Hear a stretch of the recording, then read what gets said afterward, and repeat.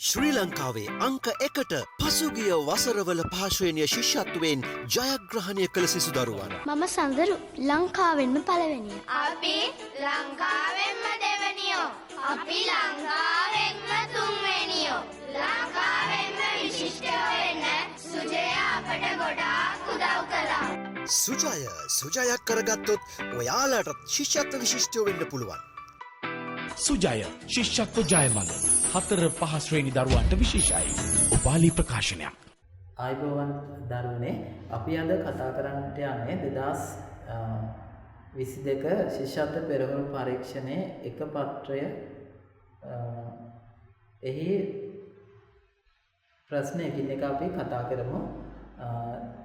ඕගොල්ලෝ සුජේ පත්‍රයේ 2022 දෙවෙනි මාසයේ 17 වෙනි දින මේ පෙරහුරු පරීක්ෂණ 4 වසර ප්‍රශ්න පත්‍ර දෙක දැන් ළඟ තබාගෙන අපි ඉදිරියට පාඩම කරගෙන යමු. ඒකේ පළවෙනි ප්‍රශ්න පත්‍රය තමයි මම දැන් සාකච්ඡා කරන්න යන්නේ. එහි තියෙන පළවෙනි ප්‍රශ්නය පහත රූප අතරින් එකක වෙනසක් ඇත, එම රූපය තෝරන්න කියලා තියෙනවා. අපි ඒ වගේ ප්‍රශ්නයක් තෝරනකොට අපි රූප දිහා හොඳට බලන්න ඕනේ. මොනවද රූප තියෙන අඩුපාඩු සහ අනිත් රූප අතර තියෙන සමානකම් මොනවද කියලා අපි හඳුනා ගන්න ඕනේ. දැන් අපි මේ පින්තූරය දිහා බැලුවාම අපිට තියෙනවා එක පින්තූරයක පොඩි අසමානකමක්. අනේ අසමානකම තමයි අපි හඳුනා ගන්න ඕනේ. ඒ අනුව අපි මේ පින්තූර දිහා බැලුවාම දෙවන රූපයේ තියෙනවා පොඩි අසමානකමක්. අර එක රූපයේ සහ දෙක රූපයේ තියෙනවා අර කොම්බුව සලකුණ. නමුත් දෙවන රූපයේ එම කොම්බු සලකුණ අනිත් පැත්තට තමයි ලියන්නේ. ඒක නිසා අපිට පිළිතුර විදිහට දෙවෙනි පිළිතුර ගන්න පුළුවන්. ඊළඟට දෙවෙනි ප්‍රශ්නේ තියෙන්නේ එකම කාණ්ඩයකට ඇතුළත් කිරීමට වඩාත්ම සුදුසු ද්‍රව්‍ය දෙක මොනවාද කියලා තියෙනවා. එතකොට ඒකේ තියෙන්නේ පළවෙනි එකේ වරල්ලක්, දෙවෙනි එකේ පොතක්, කුඩයක්, සෙරප්පු දෙකක් සහ හෙල්මටයක් තියෙනවා. එතකොට අපි මේකෙදී එකම කාණ්ඩයකට කිව්වහම අපි සෙරප්පු දෙක සහ හෙල්මටය ගත්තොත් අපේ ශරීරයට පළඳ ගන්න දෙයක් තමයි එතන තියෙන්නේ. එතකොට වරලත් පැලඳුවාට මෙතන සමාන උත්තර දිහා බැලුවාම අපිට උත්තරයක් විදිහට ගන්න පුළුවන් වෙන්නේ හෙල්මටය සහ සෙරප්පුව. මොකද මේ දෙක අපි බාහිරින් අපගේ ශරීරයට පළඳ ගන්න නිසා අපි ඒක මේ උත්තරේ විදිහට හෙල්මටය හා සෙරප්පුව යොදා ගනිමු. අපි ඊළඟ එකට ගිහාම අපි තුන්වෙනි ප්‍රශ්නෙට යනකොට තුන්වෙනි ප්‍රශ්නේදී තියෙන පහත රූප වලින් දැක්වෙන වාහන ඒවා අතර ඇති හොඳම සම්බන්ධතාව මත කාණ්ඩ දෙකකට වෙන් කළ හැකි ආකාරය කුමක්ද කියලා අහනවා. දැන් ඔය දරුවන්ට තේරුණා ඇති මේකේ වාහන තියෙනවා, කාර් එකක් තියෙනවා, ඔරුවක් තියෙනවා, බසයක් තියෙනවා, නැවක් තියෙනවා. දැන් දරුවනේ අපි මෙතන එකම කාණ්ඩයට අයත් කීවහම අපිට ගන්න වෙන්නේ මේකේ ඔරුව සහ නැව එක කණ්ඩායම. මොකද ඒවා ජලයේ ගමන් කරන වාහන.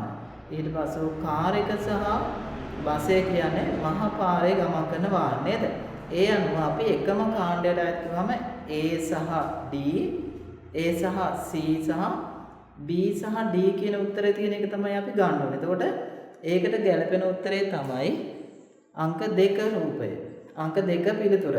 ඉන්පසු අපි හතරවෙනි ප්‍රශ්නෙට ගියාම හතරවෙනි ප්‍රශ්නේ තියෙන්නේ පහත රූපයේ ඇති ත්‍රිකෝණ සංඛ්‍යාව වන්නේ කියලා කියනවා. ත්‍රිකෝණ සංඛ්‍යාව කියවහම අපි ඒක ඇඳලා බලන්න ඕන. එතකොට ත්‍රිකෝණ සංඛ්‍යාව අපිට ගණන් කරන්න කියලා තියෙන ප්‍රශ්න නේද? එතකොට අපි ත්‍රිකෝණ සංඛ්‍යාව මෙන්න මේ විදිහට අංක කරගමු. 1 2 3 4 කියලා. ඊයින් පස්සේ අපිට පේන ත්‍රිකෝණ තමයි මේ පැහැදිලිව පේන ත්‍රිකෝණ හතරක් තියෙනවා. ඊයින් පස්සේ මේ ත්‍රිකෝණ සියල්ල එකතු කරාම විශාල ත්‍රිකෝණයක් මෙහෙම ඇඳෙනවා. එතකොට අපි ත්‍රිකෝණ කීයක් මෙතන තියෙනවද? ත්‍රිකෝණ 5ක් තියෙනවා. එතකොට අපේ පිළිතුර හැටියට අපි එතනකොට ගන්න වෙන්නේ අංක 2 පිළිතුර තමයි අපිට ගන්න වෙන්නේ. එතකොට පැහැදිලිද ඔයාලට? මම හිතනවා පැහැදිලි ඇති කියලා. ඊළඟට අපි පස්වෙනි ප්‍රශ්නෙට යනකොට පස්වෙනි ප්‍රශ්නේ නැවත වතාවක් තියෙන නිරීක්ෂණය කරන එකක් නේද? අපිට තියෙන්නේ හොඳට රූප දිහා බලලා පහතදී ඇති රූප අතරින් අනෙක් රූප දෙකට වඩා වෙනස් රූපය තෝර යටින් ඉරක් අඳින කියලා. එතකොට බලන්න ඕනේ මේ රූප අතරින් කොතනද වෙනසක් තියෙන්නේ කියලා. දැන් ඔයාලා ඉරි කෑල්ල දිහා බැලුවහම පැහැදිලිව පේනවා ඔයාලගේ තුන්වෙනි මේ උත්තරයේ ඉරි කෑල්ල පොඩ්ඩක් එක ඉරි කෑල්ලක් ඒගොල්ලන්ට අමතක වෙලා වගේ එක වෙනස් කරලා ගහලා තියෙනවා. එතකොට අනිත් රූප දෙකේම ඉරි කෑල්ල දෙක සමානව ගහලා තියෙනවා. ඒක නිසා අපිට ගන්න පුළුවන් මේකේ උත්තරය විදිහට තුන්වෙනි උත්තරය. ඉන් පස්සේ අපි යනවා හයවෙනි ප්‍රශ්නයට. ඒකේ තියෙන්නේ හිස්තැනට ගැලපෙන වචනය තෝරන්න කියලා තියෙනවා. දැන් එතනදී තොටියා කියලා කියන්නේ අර ඔරුව පදවන මිනිස්යාට කියන තොටියා කියලා. දැන් ඔරුවක් පදවන්න අපිට අනිවාර්යෙන් හබලක් ඕන. එතකොට ඔරුව ඉදිරියට ගමන් කරන්නේ මේ හබල ආධාර කරගෙන තමයි.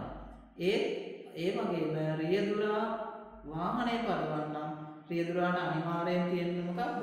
සුක්කානම කියලා තියෙනවා නේද? අර රියදුරා අතින් කරකවල තමයි වාහනේ ඉදිරියට ගෙනියන්නේ. අනේ ඒකට කියනවා අපි සුක්කානම කියලා. එතකොට පිළිතුර වෙන්නේ අංක 1 පිළිතුර. ඉන් පස්සේ අපි ඊළඟ ප්‍රශ්නෙට ගියාම තියෙනවා එතන කඩපොල් රාත්‍රියේ පිපෙන මලකින් දී ඇති වගන්තියකට ගැලපෙන ලෙස වර්ණ ගන්නවා ඇති රූපය තෝරා යටින් ඉරක් අඳිනවා. දැන් ඒකේ පළවෙනි එක තියෙන්නේ මල් කඩපොල් රැයේ පිපෙන මල් කියලා තියෙනවා. දෙවෙනි එක මල් රැයේ පිපෙන මල් කඩපොල්. තුන්වෙනි එක තියෙන්නේ කඩපොල් රැයේ පිපෙන මල් කියලා. එතකොට අපි යනවා පැහැදිලි කිරීමක් විදිහට මම බෝඩ් එකේ ඇඳලා පැහැදිලි කරගන්න ඕනේ දැන් ඈ. බෝඩ් එක දිහා බලන්න.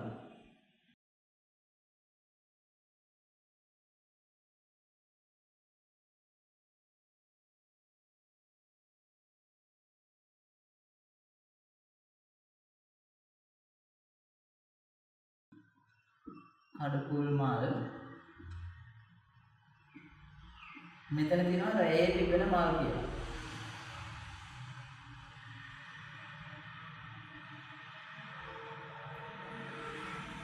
රැයේ පිපෙන මල්.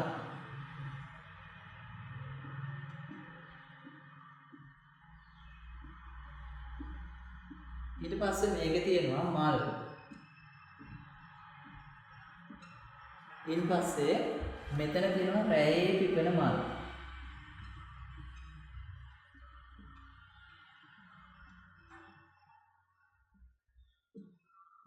ඉතින් මෙතන තියෙනවා කඩපොල් මල්.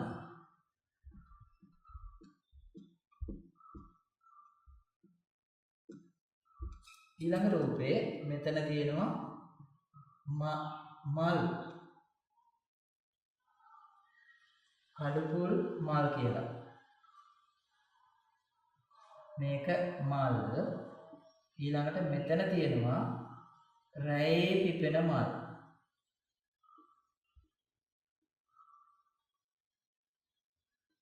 ඊට පස්සේ මෙතන තියෙනවා කඩපොල් මල් කියලා.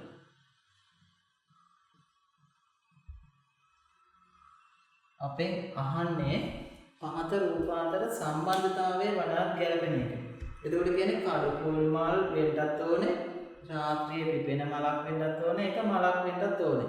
එතකොට අපි මේක ගත්තොත් මේ පිළිතුර වැරදි. මෙතන තියෙන්නේ මල් වෙනම තියෙනවා, කඩපොල් මල් තව කොහෙවත් තියෙනවා නේද?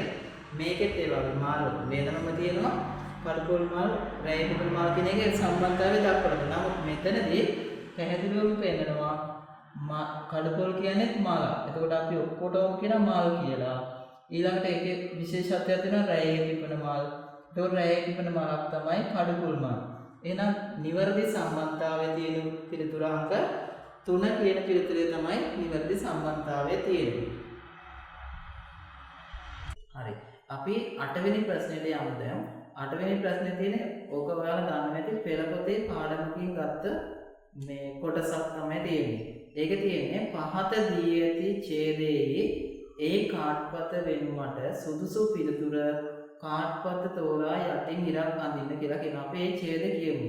මියුරු නුවර ප්‍රධාන හිස්තනක් විය යව මැදුම් ගම ඉන් එකකි. ඒ ගමේ නායක සිටුතුමා විය. ඔහුගේ බිරිය සුමනා දේවියයි. ඔවුන්ට නුඹ නැති හිස්තනක් B කියලා තියෙනවා. දැන් අපිට ඕනේ අනේ A කියන හිස්තනට කොයි කාඩ් එකද ගැලපෙන්නේ කියන එක තමයි එන්න ඕනේ. දැන් ඕකේ තියෙනවා ගම් පහක් කියලා එකක් තියෙනවා පළවෙනි එකේ සිරිවර්ධන පුත්කුමරෙක්, දෙවෙනි එකේ ගම් 7 සිරිවර්ධන පුත්කුමරෙක්, තුන්වෙනි එකේ ගම් 3 සිරිමෙවන් පුත්රුවණක් කියලා තමයි තියෙන්නේ. ඕකේ අපි ගන්නකොට ඕක අපි එකින් එක දාලා කියවන්න. මියුරු නුවර ප්‍රධාන ගම් කීයද? 17ක් තිබුණා. ගම් 7ක් විය. යවමෙදුම් ගම ඉන් එකකි. ඒ ගමෙහි නායක සිටුමාගේ නම තමයි සිරිවර්ධන. එහෙනම් දෙවෙනි උත්තරේ සිරිවර්ධන විය. ඔහුගේ බිරිය සුමනා දේවියයි. ඔවුන්ට නුවණැති පුත් කුමරෙක් විය කියලා කියනවා. එහෙනම් ඕකේ පිළිතුරු විදිහට එන්නේ දෙවෙනි පිළිතුර තමයි එන්නේ. දෙවෙනි කාඩ් පත තමයි පිළිතුරු විදිහට අපි ගන්න. අපි ඊළඟ ප්‍රශ්නයට යමු. ඒකේ තියෙන්නේ අපිට පොඩි කොටුවක් තියෙනවා. ඒ කොටුව ඇතුලේ විවිධ සංකේත දීලා තියෙනවා. ඒ සංකේත වලින් අර ප්‍රශ්න දෙකක් අහලා තියෙන ප්‍රශ්න දෙකට පිළිතුරු සොයන්න තමයි අපි දැන් යන්නේ. ඒකෙදි අපි බෝඩ් එකේ ඇඳලා බලමු කොහොමද ඒක කරන්නේ කියලා. දැන් මේකේ අපිට 9 වෙනි ප්‍රශ්නේ දීලා තියෙන්නේ කොටු සලකුවට මොකක්ද දෙන උත්තරය කියලා තමයි අහලා තියෙන්නේ. එතකොට අපි කොටු සලකුණේදී අපිට එතන උත්තර තුනක් දීලා තියෙනවා. 5 1 සහ 3 කියන උත්තර දීලා තියෙනවා. එතකොට අපිට මේ කොටුව කියන සංකේතයට අපිට 5 දාන්න පුළුවන්. 5 දැම්මොත් මෙතන 5යි මෙතන 5යි දෙකක් දැම්මොත් 10ක් වෙන නිසා ඒ පළවෙනි උත්තරය අපිට අයින් කරන්න පුළුවන්. ඊළඟ දෙවෙනි උත්තරේ එන්නේ 1. අපි දැන් කොටු වාසයට 1 දාලා ගාන හදලා බලමු. මෙතන 1යි මෙතන 1යි. එතකොට 1 1 එකතු කරාම 2යි. තව 5ක් එන්න අපිට මෙතෙන්ට 3ක් ඕනේ. ඊට පස්සේ අපි මේ ත්‍රිකෝණාසන 3 ඉලක්කම දානවා. සියලුම ත්‍රිකෝණාසන. ඊට පස්සේ අපිට පුළුවන් තවත් ඒ වගේ ළඟින් යන එක සංඛ්‍යාව හොයාගන්න. දැන් මෙතන 3යි 3යි 6යි 11ක් වෙන්න තව කීයක් ඕනද? 5ක් ඕනේ 11ක් වෙන්න. එතකොට එකක් හරි. ඊට පස්සේ මෙතන යන 5යි 1යි 6යි 6යි 3යි 9යි 12 වෙන්න 11 වෙන්න තව දෙකක් ඕනේ නේද මේකට? දැන් 3යි 2යි 5යි 5යි 5යි 10යි 1යි 11යි. ඊළඟට අපි රවුම් අස්සට දානවා දෙකේ සංඛ්‍යාව. 3යි 2යි 5යි නම් ආයෙත් මේක අස්සට එන්නේ 1යි නේද? ඊළඟට මෙතන 1යි එහෙනම් 2යි 1යි 3යි එහෙනම් මෙතන ඉන්නේ 5යි. එතකොට අපිට පිළිතුර ගැලපෙනවා නේද? එතකොට අපිට කොටුව කියන සංකේතයට දාන්න පුළුවන් 1 කියන පිළිතුර. එතකොට අපි ඒ පිළිතුර තියෙන්නේ අංක 2 කියන පිළිතුරු අංකය තමයි තියෙන්නේ. එතකොට අපි මේ ප්‍රශ්න දාන උත්තරේ තමයි අංක 2 උත්තරේ 1. ඊට පස්සේ අපි ඊළඟ සංඛ්‍යාවට යනවා. අපිට දෙන මෙන්න මෙතන 20 තනක්. දැන් 10 වෙනි ප්‍රශ්නෙන් අහන්නේ 20 ගැලපෙන සංඛ්‍යාව කුමක්ද කියලා අහනවා. එතකොට මේ ටික අපි එකතු කරමු. 5යි 1යි 6යි 6යි 3යි 9යි 9යි 3යි 12යි. එහෙනම් අපි එතෙන් දෙන උත්තරේ මොකද්ද? 12. 12 කියන සංඛ්‍යාව තියෙන්නේ අංක 1 පිළිතුරේ.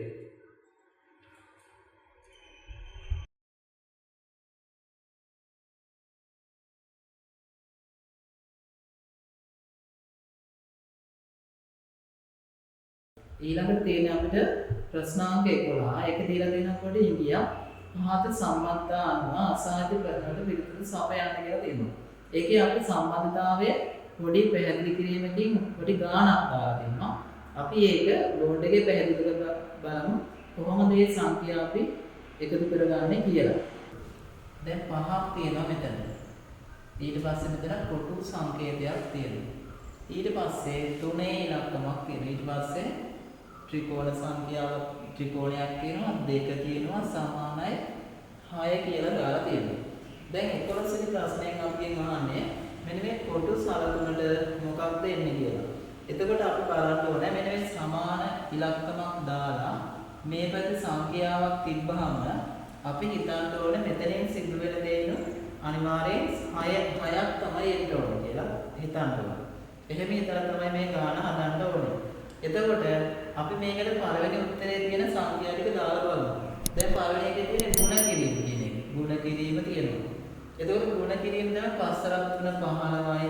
ඊට පස්සේ 15 මෙතන මොන දේ කියලා 6ක් ගන්න අමාරු නේද? ඒක නිසා අපි දෙවෙනි පිළිතුරට යනවා. දෙවෙනි පිළිතුරේ තියෙන්නේ එකතු කිරීම කියන සංකේතය. අපි ඔන්න එකතු කිරීම දානවා. 5යි 3යි 8යි. ඊට පස්සේ මෙතන අපිට පුළුවන් වුණා නම් 8න් අඩු කරපු දෙකක් 6 නේද? අපි ඒ නිසා මෙතන අඩු කිරීම දානවා. 8න් දෙකක් අඩු කරනවා. ඔන්න දැන් මෙතන දෙක දාලා දෙකක් අඩු කරනවා 6 දානවා මේ පැත්තේ. ඊට පස්සේ 8න් දෙකක් 6යි. එහෙනම් මේ පැත්ත 6 නේද? 6 දෙපැත්ත සමානයි.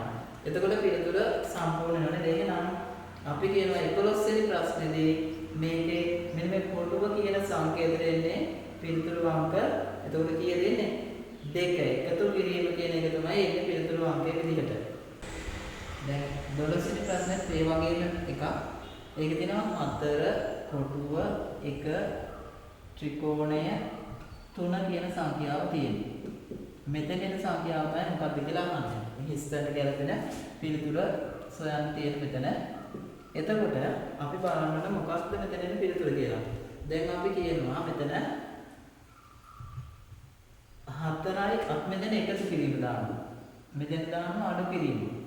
දැන් 4යි 1යි කිය දෙන්නේ 5යි. මෙතන අඩු කිරීමක් තියෙනවා ඒකේ 3 ලියනවා. ඊට පස්සේ 5න් 3ක් ගියාම 2ක් වෙනවා නේද? එහෙනම් අපිට මෙතන තියෙනවා පිළිතුරු 3ක්. ඒකෙන් තියෙනවා 1 2 සහ 7 කියන පිළිතුර තමයි තියෙන්නේ. එතකොට අපිට ගන්න පුළුවන් මේකේ උත්තරේ පැහැදිලිවම 2යි කියලා නේද? ඒක නිසා අපි ඒකේ උත්තරේ විදිහට ගන්නවා දෙවන පිළිතුර තමයි ගන්න වෙන්නේ. මොකද පිළිතුර එන්නේ 2 නිසා දෙවෙනි පිළිතුර අපි ගන්නවා. හරි. 13 වෙනි ප්‍රශ්නේ තියෙන්නේ රටාවට අනුව හිස්තැන්න ගැලපෙන ඉංග්‍රීසි අකුර තෝරන්න කියලා තියෙනවා. ඔන්න රටාවක් තියෙනවා B තියෙනවා 2 තියෙනවා E 1 G 5 M 3 හිස්තැනක් තියෙනවා. අපිට මෙන්න මේ හිස්තැන්න සංඛ්‍යාව තමයි හොයන්න තියෙන්නේ. දැන් අපි මේ වගේ එකක් දුන්නාම මේකේ අකුරු ඉංග්‍රීසි කෝඩේ අකුරු 26ක් තමයි දීලා තියෙන්නේ. දැන් අපි බලනවා මෙන්න මෙතන තියෙන්නේ අපි A ඉඳලා අකුරු ටික ලියනවා. A B C D E F G H I J K L M N O P කියලා ලියා ගන්නවා. එතකොට P O P Q කියලා ලියනවා. Q R S ඊට පස්සේ දැන් බලන්න අපිගේ පළවෙනි සංඛ්‍යාව තියෙන D කියන අකුර තමයි තියෙන්නේ. ඊට පස්සේ මෙතන තියෙනවා 2ක්. දැන් ඒ කියන්නේ අපි 2ක් අරිනුනේ 1 2. ඊළඟ වෙන සංඛ්‍යාව මේ අකුර මොකද්ද? E. ඊට පස්සේ අපි මොකද කරන්නේ? මෙතන එකක් අරිනවා. මෙතන තියෙන 1. ඒක නිසා අපි එක සංඛ්‍යාවක් අරිනවා. එතකොට එනවා උත්තරේ මෙතන එනවා G කියලා එක එනවා. ඊට පස්සේ අපි මෙතන යනවා 5ක් 1 2 3 4 5 5 කියන පස්සේ එන්නේ M කියන අකුර. ඊට පස්සේ තියෙන 3ක් නිසා අපි 3ක් අරිනවා. ඔන්න 1යි 2යි 3. ඊට පස්සේ එන්නේ මොකක්ද එනවා? Q කියන අකුර තමයි මෙතෙන්ට එන්න ඕනේ Q අකුර. එතකොට Q කියලා කියන්නේ පිළිතුරු අංක 1. පැහැදිලිද කියලා මම හිතනවා. දැන් අපිට තියෙනවා මේකේ අකුරු ටිකක් පිළිගන්න කොටුවක් ඇතුළට. අපි ඒ අකුරු ටික කොටුව ඇතුළට දාලා දානවා.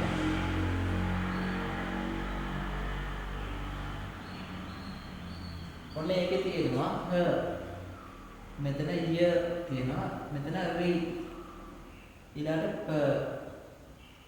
ප තියෙනවා. න තියෙනවා. ර තියෙනවා. ඊට පස්සේ අපිගෙන් අහනවා මෙන්න මේ කොටුව තුළ තියෙන අකුරු යොදලා ගැළපෙන අර්ථවත් වචනයක් ලියන්න කියලා තියෙනවා. දැන් අපි මේකේ ගන්නවා මේ අකුරු එකකින් ගන්නවා. ප කියන එක මම මුලට ගන්නවා. ප පා ඊට පස්සේ ර ගන්නවා. පා ර න අපි මේකේ මාරු කරනවා හා රි ය කියලා. එහෙනම් පිළිතුර විදිහට මොකක්ද? පරණ හරිය කියන එක තමයි එන්නේ පිළිතුර. එතකොට ඔයාලට ඒක තියෙන්නේ ඉස්සරහ තිත්තිර මතයක මෙන්න පරණ හරිය කියන වචනය ලියන්න තමයි තියෙන්නේ. ඔන්න උදේ කාලයේදී උදේ 7:30ට පාසලට යන විට මගේ සෙවණැල්ල දකුණු අත පැත්තෙන් ගමන් කරේ නම් මා ගමන් කරන දිශාව කුමක්ද කියලා අහනවා. අපි ඒ වගේ ප්‍රශ්නයකදී මෙන්න මේ වගේ සටහනක් අපිට අඳගන්න පුළුවන්. උදේ කාලේ ඉරිපා යන්නේ නැගෙනහිර දිශාවට නේද? උදේ කාලේ ඉරිපා යන්නේ නැගෙනහිර දිශාවට. ඒක නිසා අපි මේ පැත්තේ ඇඳ ගන්නවා ඉරක්. ඊට පස්සේ දැන් එතකොට හෙවණැල්ල වැටෙන්න ඕනනේ කෙනෙක්ගේ මේ තමන්ගේ මේ පැත්තට තමයි හෙවණැල්ල වැටෙන්නේ. ඒක නිසා මෙයාගේ දකුණු අත මේ යන පුද්ගලයාගේ දකුණු අත පැත්තෙන් තමයි හෙවණැල්ල වැටලා තියෙන්නේ. හරි මේ දිශා තමයි උපාලි ඊළඟ නැවෙන් කියන එක හදුවාම මේ උතුර නැගෙනහිර දකුණ බටහිර. එතකොට මේ කෙනා යන්නේ උතුරටද දකුණටද නැගෙනහිරටද බටහිරටද කියලා අපි හොයන්න ඕනේ. හැබැයි ඒ යන කෙනාගේ හෙවණැල්ල වැටෙන්නේ යාගේ දකුණු අත පැත්තට තමයි හෙවණැල්ල වැටෙන්නේ. එහෙනම් මේ පැත්තට තමයි හෙවණැල්ල වැටෙන්න ඕනේ. එතකොට එහෙනම් මේ කෙනා ගමන් කරන්නේ ඕනේ මෙන්න මේ දිශාවට තමයි ගමන් කරන්න ඕනේ. මේ දිශාවට යන පුද්ගලයාගේ තමයි දකුණු අත පැත්තට හෙවණැල්ල වැටෙන්නේ. එහෙනම් මේ තමයි හෙවණැල්ල. මෙතන තමයි පුද්ගලයා ඉන්නේ. එහෙනම් මේ පුද්ගලයා ගමන් කරන්නේ මොන පැත්තටද? මේ පුද්ගලයා ගමන් කරන්නේ දකුණු දිශාවට තමයි ගමන් කරන්නේ. එහෙනම් අපි පිළිතුරු විදිහට තෝරා ගන්නවා පිළිතුරු අංක 3. ඉන්පස්සේ අපිට එන ඊළඟ ප්‍රශ්නය තමයි ප්‍රශ්නාංක 16 A සිට B දක්වා දුර. ඔන්න A තියෙනවා මෙන්න B තියෙනවා. මේ A සිට B දක්වා දුර මීටර් 10ක්. මීටර් 10ක් දුර තමයි තියෙන්නේ. දැන් කියනවා මීටර් 2 පරතරයෙන් කණු කිහිපයක් සිටුවා ඇත. එහි කණු ගණන කීයද කියලා අහනවා. අපි මේ වගේ වෙලාවට මෙන්න මෙතනින් තමයි පටන් ගන්න. දෙකෙන් දෙකට තමයි කණු හිටලා තියෙන්නේ. ඔන්න මෙතන එක කණුවක් තියලා තමයි අපි යන්නේ. ඊට පස්සේ 2 4 6 8 මෙන්න මෙතනින් තියෙනවා 10. ඔන්න එහෙනම් ඊට පස්සේ අපි කණු ටික දැන් හිටලා ඉවරයි. දැන් අපි කණු ගණන් කරමු. 1 2 3 4 5 6. එහෙනම් එතන කණු කීයක් තිබුණා දෙනවද? කණු 6ක් හිටවලා දෙන්න නම් පිළිතුරු අංකය එන්නේ පිළිතුරු අංක 1. ඊළඟ එක තියෙන්නේ නිවැරදි පිළිතුර ලියන්න කියලා තියෙන්නේ. එතකොට අපිට ලියන්න කියවම පිළිතුර අර ඉස්සෙල්ලමට ලියන්න වෙනවා. ඒක වෙන ගුරුවරයාට ශිෂ්‍යයා ගුරුවරයා උගන්වන්නේ ශිෂ්‍යයාට නම් වෛද්‍යවරයා බෙහෙත් කරන්නේ කාටද කියලා අහන්න නේද? ඒකට වෛද්‍යවරයා ඔතන බෙහෙත් කරන්නේ කාටද? රෝගියාට. එහෙනම් අපි පිළිතුර රෝගියා කියලා ලියලා තියෙන්න ඕනේ. ඊළඟ ප්‍රශ්නේ තියෙන්නේ අහස පොළොව. එතන නිකන් විරුද්ධ පද භාග තමයි එන්නේ. අහසට පොළොව වගේ නම් ඉහළට මොකක්ද කියලා අහනවා. ඉහළට එන මොකද්ද? ඉහළට පහළ තමයි එන්නේ. ඉහළ පහළ කියන්නේ. ඊළඟට තියෙනවා පැහැදිලි කිරීමක් එක තමයි 19 වෙනි එක අපිට යන්න තියෙන්නේ. 19 වෙනි එකේ අහනවා අද අගෝස්තු 22 වන ඉරිදා නම් සැප්තැම්බර් 8 වන දිනයේ දෙන්නේ කවදාටද කියලා අහනවා. අපි ඒක බෝඩ් එකේ ඇඳලා ලියලා බලමු කොහොමද ඒක පිළිතුර ලබා ගන්න කියලා. අද ඔන්න අද කියලා තියෙනවා. අද කවද්ද? අගෝස්තු 22. අද ඒ අගෝස්තු 22 කියන එක ඉරිදා දිනයක්. ඉරිදා දිනයක්. එතකොට අගෝස්තු කියන මාසය 30න්ද 31න්ද ගෙවෙන්නේ කියලා අපිට දැනගන්න ඕනේ. දැන් අපි දන්නවා ක්‍රමයක් තියෙනවා මේ 30න් 31න් ගෙවෙන මාස කොහොමද හොයාගන්නේ. එතකොට ඒක තියෙන්නේ ජනවාරි, පෙබරවාරි, මාර්තු, අප්‍රේල්, මැයි, ජූනි, ජූලි, අගෝස්තු කියලා කියනකොට යනවාරේ අගෝස්තු මාසෙ ගෙවෙන්නේ 31න් කියලා හැමදාම දැනගෙන තියෙන්න ඕනේ. එහෙනම් අපිගෙන් අහන්නේ අගෝස්තු මාසෙ නෙවෙයි අහන්නේ සැප්තැම්බර් 8 වෙනිදා කවද්ද කියලා අහනවා. දැන් අපි ඉරිදා නිසා අපි 7ක් ඉස්සරහට ගණන් කරනවා 22 ඉඳලා. 22 ඉඳලා 23 24 25 26 27 28 29 කියලා. ඔන්න එහෙනම් ආයෙ ඉරිදා දවසක් එන්නේ කවද්ද? 29 කියලා දවස් තමයි ඉරිදා දවසක් එන්නේ. ඊට පස්සේ 30 31 1 2 3 4 5. එහෙනම් ආයෙ ඉරිදා දවසක් එනවා 5 වෙනිදා. මේ 5 වෙනිදා කියන දවස සැප්තැම්බර් මාසේ දවසක් තමයි 5 වෙනිදා කියන්නේ. ඊට පස්සේ ඉරිදා අපි මෙතන එනවා සඳුදා. ඊට පස්සේ එනවා අඟහරුවාදා කියලා ලියනවා. අඟහරුවාදා. ඊට පස්සේ බදාදා. බදාදා. එතකොට අපි මේ පස්සේ ඉඳලා යනවා අපිට 8 වෙනි හොයන්න තියෙන මේ සැප්තැම්බර් තමයි මේ දවස් එන්නේ. ඊට පස්සේ අපි යනවා ඉදිරියට. ඔන්න 5 ළඟට 6. ඊට පස්සේ 7. ඔන්න 8. අපිට ඕන දවස මොකද්ද? මේ සැප්තැම්බර් 8 කියන එක කවද්ද කියන එක තමයි අපිට ඕනකම් තියෙන්නේ. එහෙනම් සැප්තැම්බර් 8 කියන එක කියන්නේ කවදද? බදාදා දවසක් නේද? එහෙනම් ඒකේ පිළිතුරු අංක තමයි අංක 1 පිළිතුරු තමයි එන්නේ. ඊළඟ ප්‍රශ්නේ තියෙන්නේ නිවැරදි අර්ථය සහිත වාක්‍ය කුමක්ද කියලා අහනවා. පළවෙනි තියෙන වචනය ප්‍රබෝධමත් ලා විය හිරු රැසින් කියලා. ඊළඟ ප්‍රබෝධමත් වනේ ලා හිරු රැසින් විය කියලා තියෙනවා. ඊළඟ තියෙන ලා හිරු රැසින් වනේ ප්‍රබෝධමත් විය කියලා. දැන් උතන අර්ථය හැම වාක්‍යයකම අර්ථයක් තිබුණාට ඒකේ වචන නිවැරදිව ගලපලා නැහැ නේද ඒ වාක්‍යවල. ඒක එක වාක්‍යයක තියෙන වචන නිවැරදිව ගලපලා. ඒක තමයි ලා හිරු රැසින් වනය ප්‍රබෝධමත් විය කියලා දෙන. එතකොට අපිට එන්නේ තුන්වෙනි පිළිතුර තමයි ඒකට එන්නේ.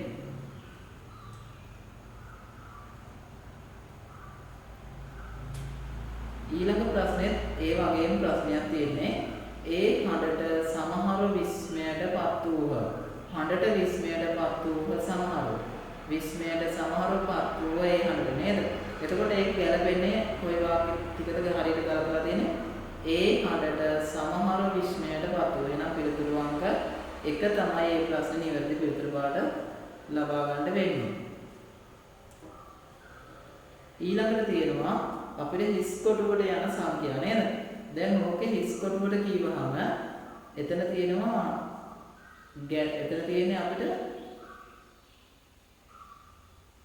ගැටලුවක්. එතන තියෙන සංඛ්‍යා රටාවක් තමයි තියෙන්නේ. සංඛ්‍යා රටාවේ ඉදිරි සංඛ්‍යාව සොයන එක තමයි ඒකෙදි පැහැදිලිව තියෙන්නේ. එතකොට අපිට බලන්න ඕනේ පළවෙනි එකේ මොකද්ද රටාව, දෙවෙනි එකේ මොකද්ද රටාව, තුන්වෙනි එකේ මොකද්ද රටාව කියන එක තමයි එතන යන්න තියෙන්නේ. දැන් ඒකේ තියෙන පළවෙනි එකේ 2 4 6 8 10. එහෙනම් ඒ කියන්නේ දෙකෙන් දෙක රටාවක් තමයි ඒ කියන්නේ. තුන්වෙනි එකේ තියෙන 3 6 9 12 15. එහෙනම් ඒ කියන්නේ 3ෙන් 3 රටාව. ඊළඟ එකේ තියෙන්නේ 4 8 12 16 කිව්වම 4ෙන් 4 රටාවක් තමයි තියෙන්නේ. එහෙනම් ඒක අපි ගන්නේ ඊළඟ හිස්තැනට එන්න ඕනේ 20 කියන සංඛ්‍යාවක 16ට 4ක් දුන්නාම 20යි. එතකොට අපිට ඒකේ පිළිතුරු අංක විදිහට ලබා ගන්න වෙන්නේ අංක 2 පිළිතුර තමයි ලබා ගන්න වෙන්නේ. ඊළඟට දීලා තියෙන එකෙත් ඒ වගේ. ඒකේ තියෙන්නේ මුල් සංඛ්‍යාව දෙකෙන් ගුණ වෙලා තියෙන පළවෙනි එකේ. 3ේව 2ක් 6යි. 2ේව 2ක් 4යි. ඊළඟ එකේ 5ේව 2ක් 10යි. 4ේව 2ක් 8යි. ඊළඟට තියෙන්නේ 7ේව 2ක් 14යි. එහෙනම් 6ේව 2ක් කීයද 12යි. එහෙනම් ඒකේ පිළිතුරු අංකය නිදාරුනේ පළවෙනි එක තමයි පිළිතුරු අංකේ බවට පත් වෙන්නේ.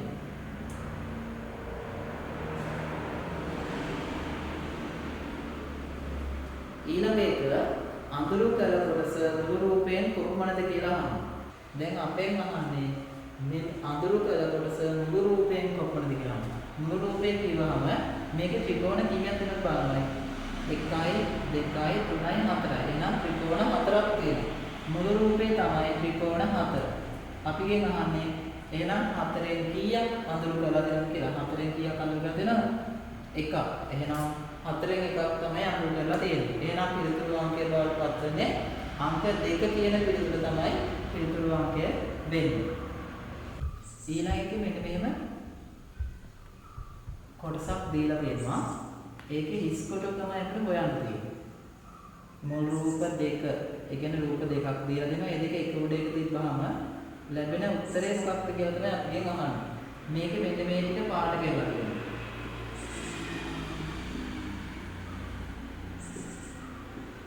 ඊළඟට අපිට දීලා තියෙන්නේ මෙන්න මේ වගේ කොටුවක් තමයි දීලා තියෙන්නේ. ඒ කොටුවේ දීලා තියෙන්නේ මෙන්න මේක. අපිට කියන්නේ මේ කොටුවයි එකතු කරාම කොයි රූපද එන්නේ කියලා. අපිට ලබා දීලා තියෙන පිළිතුරු අනුව අපි මේන දාලවට කොටුව ඇඳලා බලමු. දැන් මම මේක මෙතනින් අඳිනවා. මේක රටාවක් එන විදිහට. එතකොට මෙන්න මේක ඇඳහම මේක ලස්සන රූපයක් පිළිවෙලකට එන රූපයක් විදිහට ඇඳෙනවා නේද? ඒක නිසා අපිට මේකේ ගන්න පුළුවන් අංක 1 කියන පිළිතුර ගන්න පුළුවන් අපිට ඒකෙදි. අංක 1 පිළිතුර තමයි ගන්න වෙන්නේ. දැන් ඊළඟ එකෙත් ඒ වගේ මෙන්න මේ වගේ කොටුවක් දීලා තියෙන සමචතුරස්‍රයක්. ඊළඟට අපිට ත්‍රිකෝණයක් දීලා තියෙනවා. මෙන්න මෙහෙම. මෙන්න මේ ත්‍රිකෝණය කියන එක මේක ඇතුලෙන් තිබ්බහම හැදෙන රූපය මොකක්ද කියලා මම මේ ත්‍රිකෝණය අරගෙන මෙන්න මෙහෙම තියෙනවා. මේක ඇතුලේ. එතකොට අපිට හැදෙන රූපය මොකද්ද? අංක 1ද 2ද 3ද දෙන්නේ. එතකොට මේකේ දරුවනේ අංක 1 කියන පිළිතුර තමයි මේකට එන පිළිතුර වෙන්නේ. හරි. ඊළඟට තියෙන්නේ නිල් කහ රතු යන පිළිවෙලට පොඩි කණු පේලියක් සිටුවා තිබේ. මුල සිට ගණන් කළ විට 16 වෙනි පොඩියේ වර්ණය කුමක්ද කියලා අහන්න. අපි ඒ වගේ වෙලාවකදී මෙන්න මෙහෙම ලියා ගන්නවා. නිල් කහ රතු කියලා ලියා ගන්නවා. දැන් ඒකෙල්ලා අපිට පුළුවන් මේකේ ගණන් කරන්න. අපිට පුළුවන් මේකේ පිළිවෙලට ගණන් කරන්න. 1 2 3 4 5 6 7 8 9 10 11 12 13 14 15 16 එහෙනම් 16 වෙනි කොටිය අපිට එන්නේ නිල් කියන කොටිය තමයි එන්නේ නේද? 16 වෙනි කොටිය එන්නේ නිල් කොටිය තමයි 16 දෙන්නේ. එතකොට අපිට පිළිතුරු අංක 3 කියන එක ගන්න පුළුවන්. හැබැයි මේක අපිට 100 ගණන් වාගේ දුන්නොත් මෙහෙම ගණන් කරලා හදන්න අමාරුයි. සාමාන්‍යයෙන් 30ට විතර අඩු සංඛ්‍යාවක් දුන්නොත් තමයි අපිට මෙහෙම ගණන් කරලා ඉක්මනින් හදා ගන්න පුළුවන් වෙන්නේ. ඊළඟට තියෙනවා ඔන්න විස්තරයක් තියෙනවා. මෙම විස්තරයක් තියෙනවා. ඒකේ තියෙනවා මෙම විස්තර වලින් කියවෙන වචනය තිත්තිරකට ලියන්න කියලා. ඔන්න මුල් අකුර කියන එක අඳුරේ. මෙන්න මේ අඳුරේ කියන එකේ තියෙනවා. අඳුරේ කියන එකේ තියෙනවා. පඳුරේ කියන එක නැහැලු. දෙවන අකුර හබලේ තියෙනවා. හබලේ. අනිත් හබලේ තියෙනවා කබලේ නැහැලු. ඊළඟ කියනවා තුන්වන අකුර අතේ නැත සතේ ඇත කියලා තියෙනවා. සතේ කියන වචනේ තියෙනවා. දැන් මේකේ වචන දාලා අපිට ගලපන්න තියෙනවා උත්තරය. දැන් පළවෙනි එකේ මොකක්ද ගන්න අකුර? අපි සාමාන්‍යයෙන් මෙන්න මේ වගේ තනි අකුරක් තමයි ගන්න පාඩම. එහෙනම් ආයන තමයි ගන්න. ඊළඟ කියනවා මොකක්ද තියෙන්නේ? දැන් ඊළඟෙන් අපිට පුළුවන් 6 යන්න ගන්න. ඊළඟ කොහොමද ගන්න පුළුවන් 6 යන්න. ඒකට බලමු උත්තරේ. අහස කියලා උත්තරයක් තියෙනවා. අහස කියලා උත්තරයක් තියෙනවා නම් අපිට ඒ පිළිතුර ගන්න පුළුවන්. බලමු අහස කියලා පිළිතුර නිවැරදිද කියලා අපි. එහෙනම් අපේ පිළිතුරේ මොකද්ද? අහස කියන පිළිතුර තමයි අපේ නිවැරදි පිළිතුර විදිහට ගන්න වෙන්නේ. ඊළඟ එක අපිට ඊළඟ ප්‍රශ්නේ තියෙන්නේ පොඩි කොටුවක් දීලා තියෙනවා. ඒ කොටුව ඇතුලෙන් තමයි පිළිතුර ලියන්න කියලා තියෙන්නේ. දැන් කියන විවිධ ප්‍රමාණවල ඝන ගඩොල්කට වාගේවා අසුරලා දෙන මෙන්න මේ විදිහට. මෙහෙම. දැන් මේකේ තියෙනවා පළවෙනි එකේ ඔන්න උඩම තට්ටුවේ ගඩොල් තියෙනවා 2ක්. ඊළඟට දෙවන තට්ටුවේ අපිට ගණන් කරන්නේ මේ පැත්ත. ඒක තියෙනවා 1 2 3ක් තියෙනවා. ඊළඟ එකේ ආයෙ තියෙනවා 1 2 3ක් තියෙනවා. මේකේ තියෙනවා 3ක්. දැන් අපි අහනවා මේකේ තියෙන මුළු ගඩොල්කට ගාන කීයද කියලා. මොකද කරන්නේ මේක ගාන 3 6 2 8. එහෙනම් ගඩොල්කට කීයක් තියෙනවද? ගඩොල්කට 8ක් තියෙනවා. අපි එහෙනම් පිළිතුර විදියට ගන්නේ අංක 1 පිළිතුර තමයි ඒකේ ගන්න වෙන්නේ අපිට. ඊළඟ එක තියෙන්නේ මුහුණක් වල අක්ෂර ලියු දාපු පිටයක විවිධ අවස්ථා රූප වල තියෙනවා කියලා තියෙනවා. පළවෙනි එකේ ආ ම ර තියෙනවා. දෙවෙනි එකේ ල ර තියෙනවා. තුන්වෙනි එකේ ක ල තියෙනවා. අපි අහන්නේ මෙන්න මේකේ මේ ක කියන අක්ෂරයට විරුද්ධ පැත්තේ තියෙන අක්ෂරය මොකක්ද කියලා තමයි අහන්නේ. එතකොට ක එකට විරුද්ධ පැත්තේ මොකක්ද තියෙන අකුර කියලා තමයි අපි අහන්නේ. දැන් මේකේ බලන්න ර තියෙනකොට මේ එතකොට ල තියෙනවා නේද? මේකේ ආ ම ර කියලා තියෙන එක තියෙනවා. ඊළඟ එකේ තියෙනවා මොකද්ද? ල ර. දැන් ල අපේ පළවෙනි උත්තරේ තියෙන ල තියෙනවා. ල තියෙනකොට අපිට වෙන උත්තරයක් පේනවද? වෙන අකුරක් පේනවද? ල තියෙනකොට පේන්නේ අයන්න. අයන්නයි රයන්නයි පේන්නේ. මේකේ ල තියෙනකොට අයන්න පේනවා, කයන්න පේනවා නේද? මේකේ ර පේනවා අනිත් ඒවා පේන්නේ නැහැ. එහෙනම් අපිට මේකෙදි පිළිතුර විදිහට ලයනට විරුද්ධ පැත්තේ මොකද්ද ගන්න වෙන්නේ අපිට? ලයනත් එක්ක මඩි පැත්තේ. ක අකුරද මොකද්ද ගන්න වෙන්නේ? අපිට හිතන්න පුළුවන් මෙන්න මෙහෙම. අපි පොඩි ගන්නවා, අපි පොඩි ගණකයක හැඩයට ගන්න පුළුවන් අපිට මකන කෑල්ලක් ගන්න පුළුවන්. අන්න ඒ මකන කෑල්ලේ මේ අකුර ලියන්න පුළුවන් මෙන්න මෙහෙම. ආ ම ර කියලා. ඒ විදිහට ලියවම අපිට දැන් මේකේ ල පේනකොට ක තියෙනව නේද? එහෙනම් ල කට විරුද්ධව ල තියෙන්න පුළුවන්ද? බෑ. මේ දෙක පේනවනේ. එහෙනම් මේක ගන්න බෑ නේද? ඊළඟට ක පේනකොට අයන්නක් පේනවා. එහෙනම් අයන්න ගන්න පුළුවන්ද අපිට? අයන්න ගන්නත් බෑ. එහෙනම් ආය ර පේනවද අපිට? මේ දෙක අයන්න. එහෙනම් අපිට ගන්න වෙන්නේ මොකක්ද උත්තරේ ගන්න වෙන්නේ? පිළිතුරුවක් කොහොමද ගන්න වෙන්නේ අපිට? ඒක අපිට පුළුවන් මේක මකන කරලකට දාලා පෙරලා බලන්න පුළුවන්. බලන්න පෙරලා කරනවා මොකක්ද එන්නේ පිළිතුර කියලා. එතකොට පිළිතුරු අංක එනවා අපිට ඔකේ මොකද්ද? අපිට ඔකේ ගන්න පුළුවන් මේ ර කියන අකුර ගන්න පුළුවන් විරුද්ධ පැත්තට. මොකද පළවෙනි උත්තරේ ගන්නත් බෑ, ආයන්න ගන්නත් බෑ, ලයන්න ගන්නත් බෑ නේද? එහෙනම් මේ දෙක ආයන්න පේනකොට ආයන්න ලයන්න දෙකම පේනවනේ. ඒක නිසා අපිට පේන උත්තරේ දෙන්නේ මොකද්ද? මේ ර කියන උත්තරේ තමයි ගන්න වෙනවා. ඒකේ උත්තරේ වෙන්නේ ර අංක 3 කියන එක තමයි ගන්න. පැහැදිලිද? ඊළඟ අපි යනවා 31 වෙනි ප්‍රශ්නේදී. 31 වෙනි ප්‍රශ්නේදී අපිට තියෙන්නේ අකුරු ටිකක් දීලා දෙනවා. ඒකේ වචනයක් හදන්න තියෙනවා. අකුරු ටික පිළිවෙල තියෙනවා මෙහෙම. ස ප න රී ල ස කියලා මෙහෙම අකුරු පේරිය කියලා තියෙනවා. ඒ අකුරු පේරිය දින්නාම අපිට පුළුවන් ඕකෙන් වචනයක් ගලපන්න.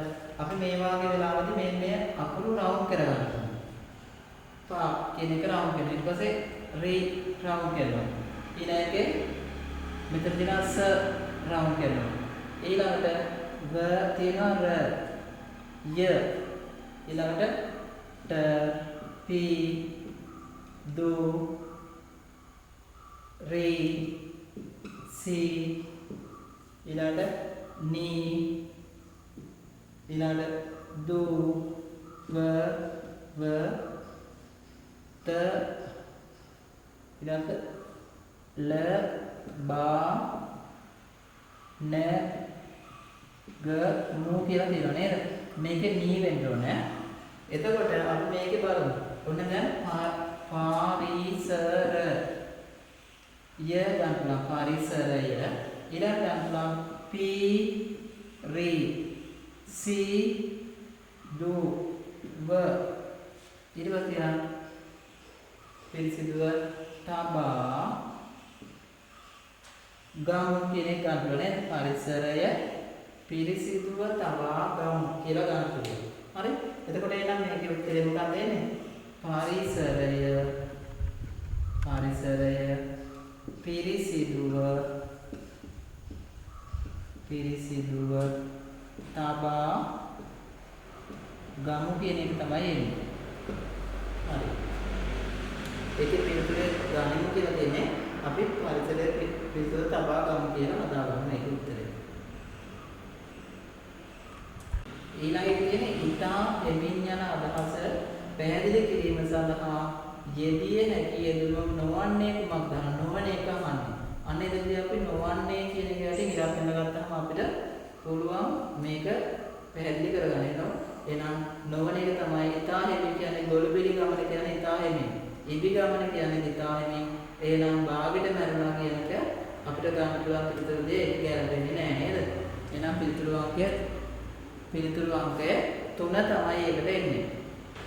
ඊළඟට ඒ වාගේ ඊතා වේගයෙන් බසය ගමන් කර බව විස්තර කිරීමට යෙදී හැකි යෙදුම වන්නේ කියලා අහනවා. ඊතා වේගයෙන් කියලා කියන්නේ ඊතාමත් වේගයෙන් යන එක නේද? එහෙනම් ලෑල් අපි කියනවා ලෑල්ලට පාගලා ගියා කියන වාහනය නේද? ඒ වගේම සමහර කට්ටියම ඉර හදාලාට කියනවා වගේ වේගයෙන් යනවා කියන නේද? එහෙනම් ඒකේ උත්තරේ මොකද්ද? ඊතා වේගයෙන් පස්සේ ගමන් කරන බව විස්තර කරනවා එන්නේ හැකියද? ඉර හදාලාට කියවම අපිට කාලෙත් ඉර හදාලාට යන්න පුළුවන්ද? බෑ. කුකුල අතින් ගණන් කියලා කියන උදේ පාන්දර කියන එක නේද? ඉර හදාලාට කියලා කියන්නේ අපිට කරන්න බැරි දෙයක් කරන්න යනකොට. එහෙනම් මේකේ ඊතා වේගයෙන් කියවම ලෑල්ලට පාගලා කියන එක තමයි පිළිතුර එන්නේ පිළිතුරු අංක 2. ඊළඟ එකේදී අපිට අහන්නේ ඉහළින් බැලුවා අපිට තියෙනවා ඊතලයක් කියලා දෙනවා. ඒ ඊතලය දෙසින් බැලුවහම මොකක්ද පේන පිළිතුර කියන එක තමයි අහන්නේ. ඒක අපි බෝඩ් එකේ ඇඳලා බලමු. දැන් මෙන්න මේ වගේ තොප්පියක් වගේ එකක් තියෙනවා. ඊළඟට මේක උඩින් ඇඳලා දෙන මෙතෙන් බෝලයක් තියෙනවා. මේ පැත්තෙන් තමයි එන බලන්නේ. එතකොට ඒ පැත්තෙන් බැලුවහම මොකක්ද එන පිළිතුර කියලා අහන්නේ. මෙන්න මේ රවුම අපිට අඳිනවා මෙන්න මෙහෙම තිතක් විදිහට. ඊළඟට මෙන්න මෙතන රවුමක් ආය අඳින්න. මේ රවුමක් පුළුවන් මෙන්න මෙහෙම රවුමක් විදිහට අඳින්න. ඊළඟට මේ ලොකු රවුම ගන්න පුළුවන් මෙන්න මේ විදිහට. එහෙනම් ඕකේ පිළිතුරු අංකය කියලා එන්නේ. පිළිතුරු අංක 3 තමයි එන්නේ පිළිතුරු විදිහට. ඊළඟ එකත් ඒ වගේම තමයි. ඊළඟ එකේ ගඩොල්කට ටිකක් දීලා තිනවා අපිට මෙන්න මේ විදිහට.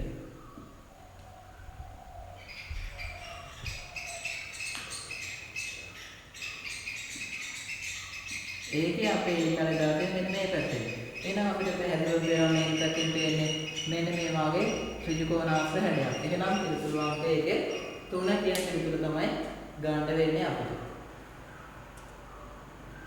ඊළඟට තියෙන පහත අකුරු හා ඉලක්කම් බලා අසාහිත ප්‍රශ්න වලට පිළිතුරු සපයන්න කියලා කියනවා.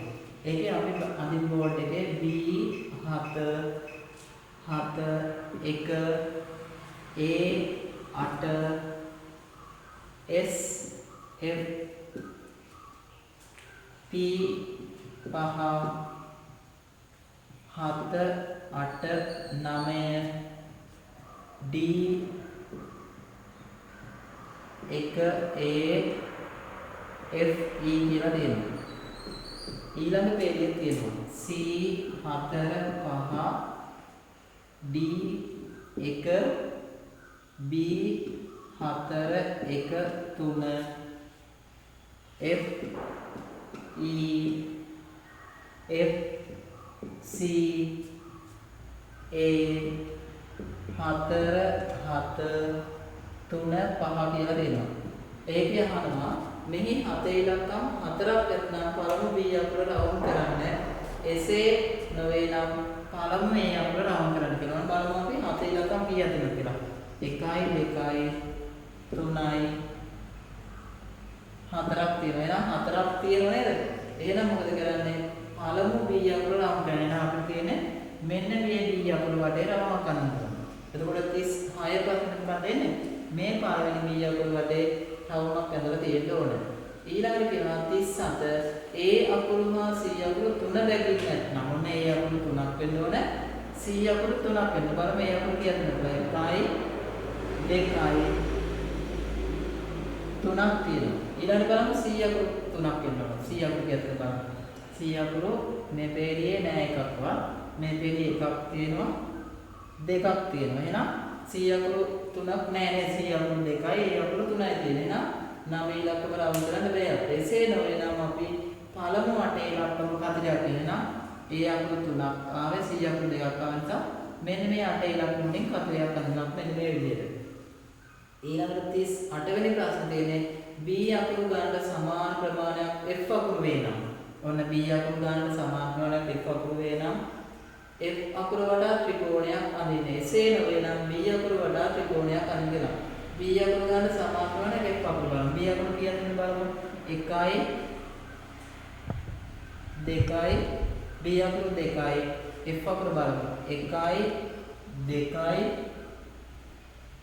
4යි නම් ඒක සමාන වෙන්නේ නැහැ නේද?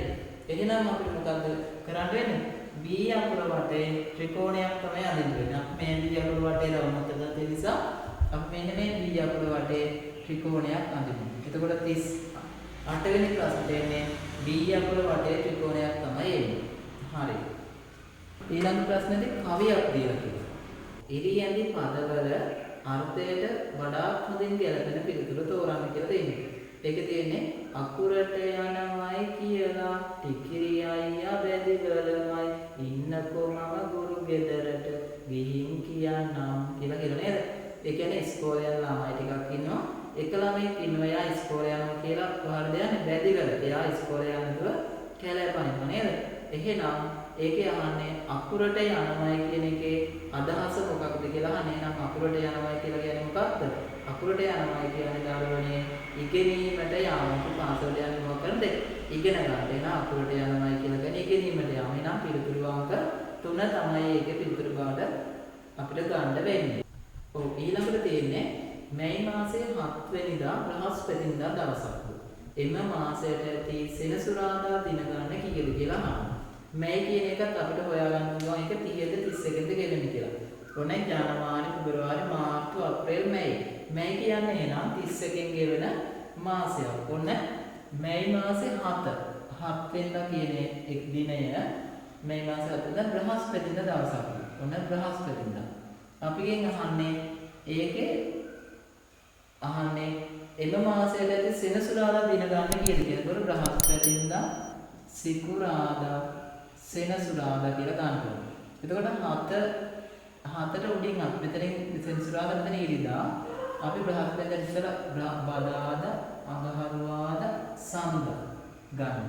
එතකොට මෙතනින් අපිට යන්න පුළුවන් 6 5 4 එහෙනම් 3 2 1 කියලා උඩ යන්න පුළුවන් නේද? ඊට පස්සේ අපි යනවා 7 8 9 10. ඊට පස්සේ අපි යනවා සෙනසුරාදා නිසා මෙතන නම් අපි ඉතනට 9 කියලා ගන්න 9 10 11 12 13 14 15 16. ඊළඟට යනවා කිය 16. ඊළඟට 16 10 7 16 18 19 20 21 22 23යි. ඊළඟට යනවා 23 24 25 26 27 28 29 30. එහෙනම් මැයි මාසෙට එනවා සෙනසුරාදා දින කීයද? 1 2 3 4 5ක් එනවා. එහෙනම් ඒකේ පිළිතුරු අංකේ බාටපත් වෙන්නේ අංක 2 පිළිතුර. දැන් අපි පළවෙනි ප්‍රශ්න පත්‍රය සාකච්ඡා කරලා ඉවරයි. දැන් අපිට පුළුවන් ඒ දෙවෙනි ප්‍රශ්න පත්‍රයට යන්න පුළුවන් ඒත් එක්කම තියෙන. එහෙනම් අපි පළවෙනි ප්‍රශ්න පත්‍රය නතර කරලා අපි දැන් දෙවෙනි ප්‍රශ්න පත්‍රයට යන්න සියලු දෙනාම දෙවෙනි ප්‍රශ්න පත්‍රය අතට ගන්න දැන්. ඔන්න ලංකාවේ පළමු වරට අපේ රටේ ලස්සනම පාලම හැදෙන්න යන්නේ. මේ පාලම හැදෙන්නේ ඔබත් අපත් එක්ව රැස් කරන පොත්වලින්. සුජය පොත් පාලම කැන්ඩස් රස සමග. ඈත පොත් පහසුකම් සොයන අපේම පුංචි මල් කැකුළු වෙනුවෙන් පුස්තකාල සාදා දෙන පොත් මිතුරු බැඳීම.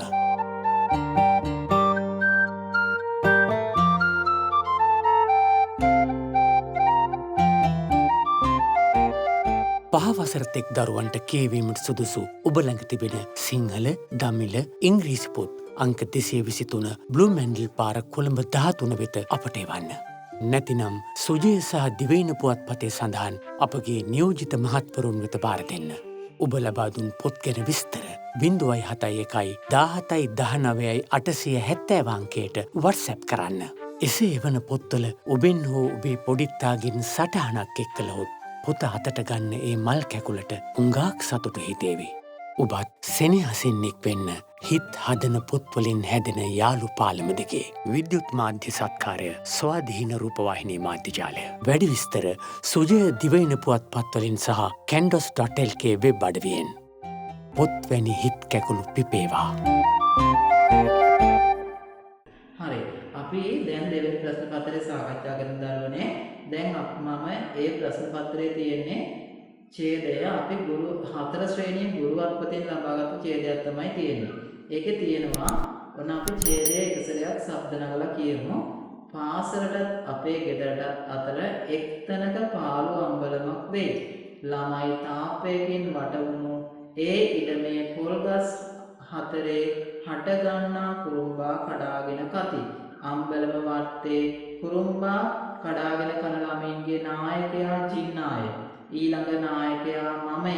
ජිනපාල ගසට නැග කුරුම්බා කඩා බිම දමන විට ඒ කුරුම්බා උලාගෙන විත් ළමයින්ට බෙදා දෙන්නේ මා විසිනි.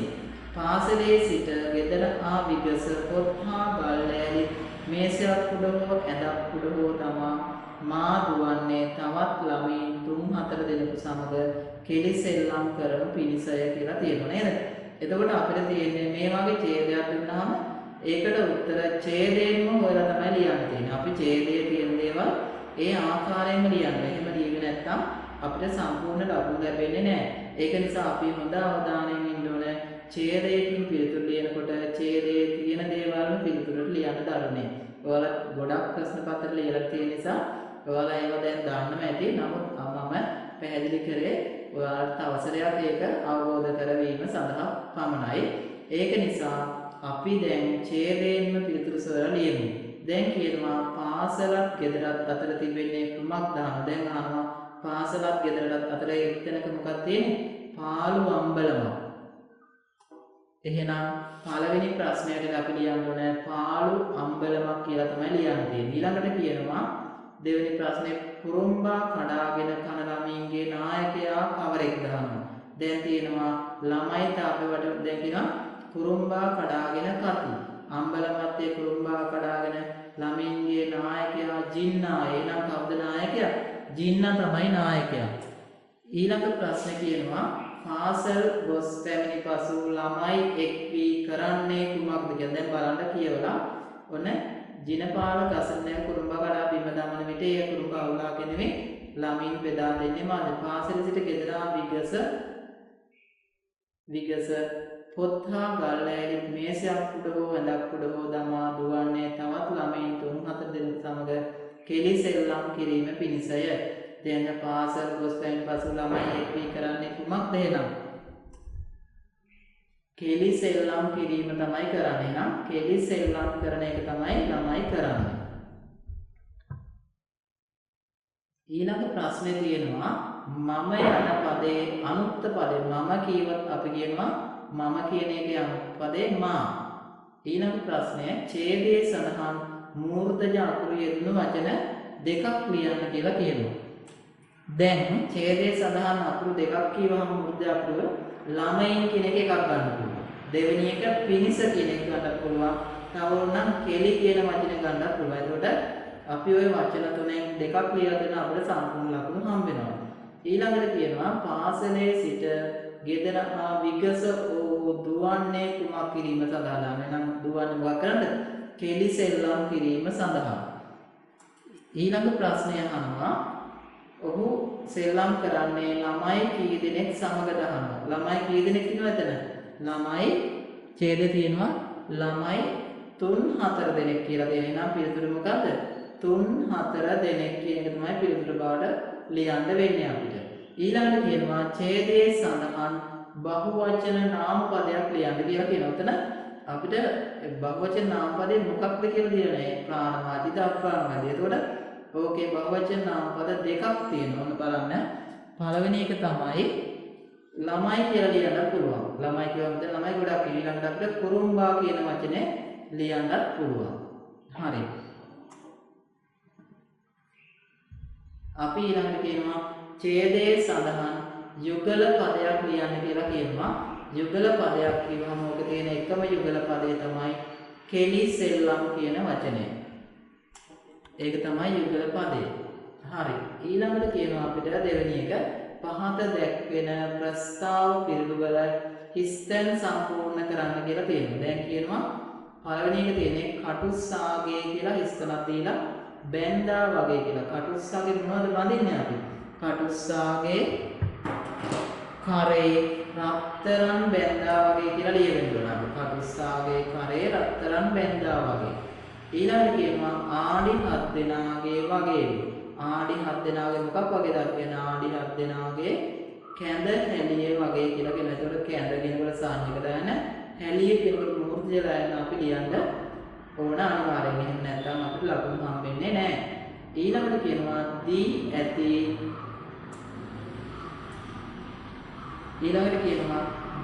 ඇති වචන ගලපා අර්ථවත් රැකියක් ලියන්න කියලා කියනවා. එතකොට ඕකේ තියෙන වචන ගොඩක් තියෙනවා නේද? අපි ඕක නිවැරදිව ගලපා ගන්න ඕනේ. දැන් ඔතන පසු කියන එක ගන්නවා මුලට.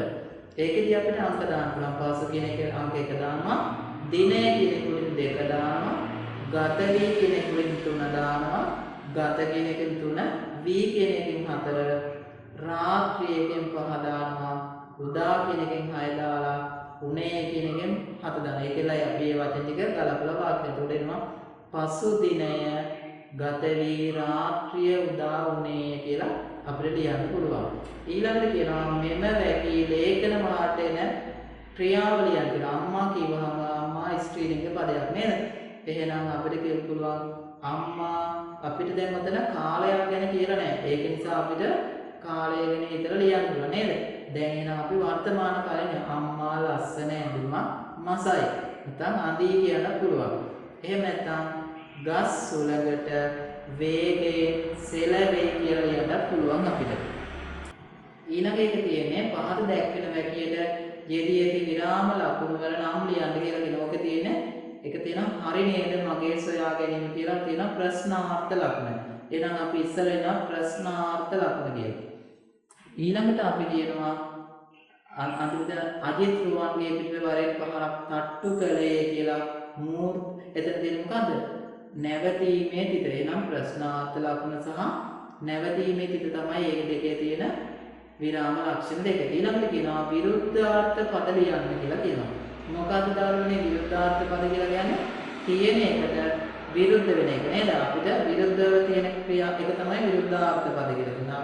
අපිට ඉදිරියෙන් තියෙන එකකට වෙන විරුද්ධයි කියලා නේද? අන්න ඒ වගේ. එහෙනම් කෙට්ටුවේ කිව්වත් මහතයි නේද? පිළිතුරු වෙන්න මහතයි. පිපෙනවා කිව්වත් පාර වෙනවා නේද? එතකොට එහෙනම් පළවෙනි එකට එන්නේ මහතයි කෙට්ටුයි. දෙවෙනි එකට පිපෙනවා පාර වෙනවා කියලා තියෙනවා නේද? ඊළඟට තියෙනවා පහත සඳහන් වාක්‍ය අතීත කාලයට හරවා ලියන්න. එතකොට නංගී තාලයට ගීයක් ගයයි කියනවා. එතකොට අතීත කාලේ කියනවා අපි දැනගන්නවා නංගී කියන්නේ ස්ත්‍රීලිංග පදයක්. එහෙනම් නංගීට අනුව කොහොමද ගයයි කියන එක තියන්නේ. එතකොට අපි අතීත කාලෙදි කියනවා යාය වාය කියන තමයි ස්ත්‍රීලිංග අතීත කාල ක්‍රියාපද අවසන්. එහෙනම් අපි ඔක් කියනවා නංගී තාලයට ගීයක් ගැයුවාය කියලා අපිට කියන්න පුළුවන්. ඊළඟට තියෙන්නේ නිවැරදි අක්ෂර වින්‍යාසය සහිත වචනය තෝරා යටින් ඉරක් අඳින්න කියලා. ඔකේ ප්‍රදේශය කියලා තියෙනවා. ඊළඟට විස්මය කියලා තියෙනවා. ඔකේ ප්‍රදේශය කියවහම පළවෙනි එකේ මොන සයනද එන්නේ කියලා බලන්න. ප්‍රදේශය කියනකොට තාලුජ ස තමයි එන්නේ.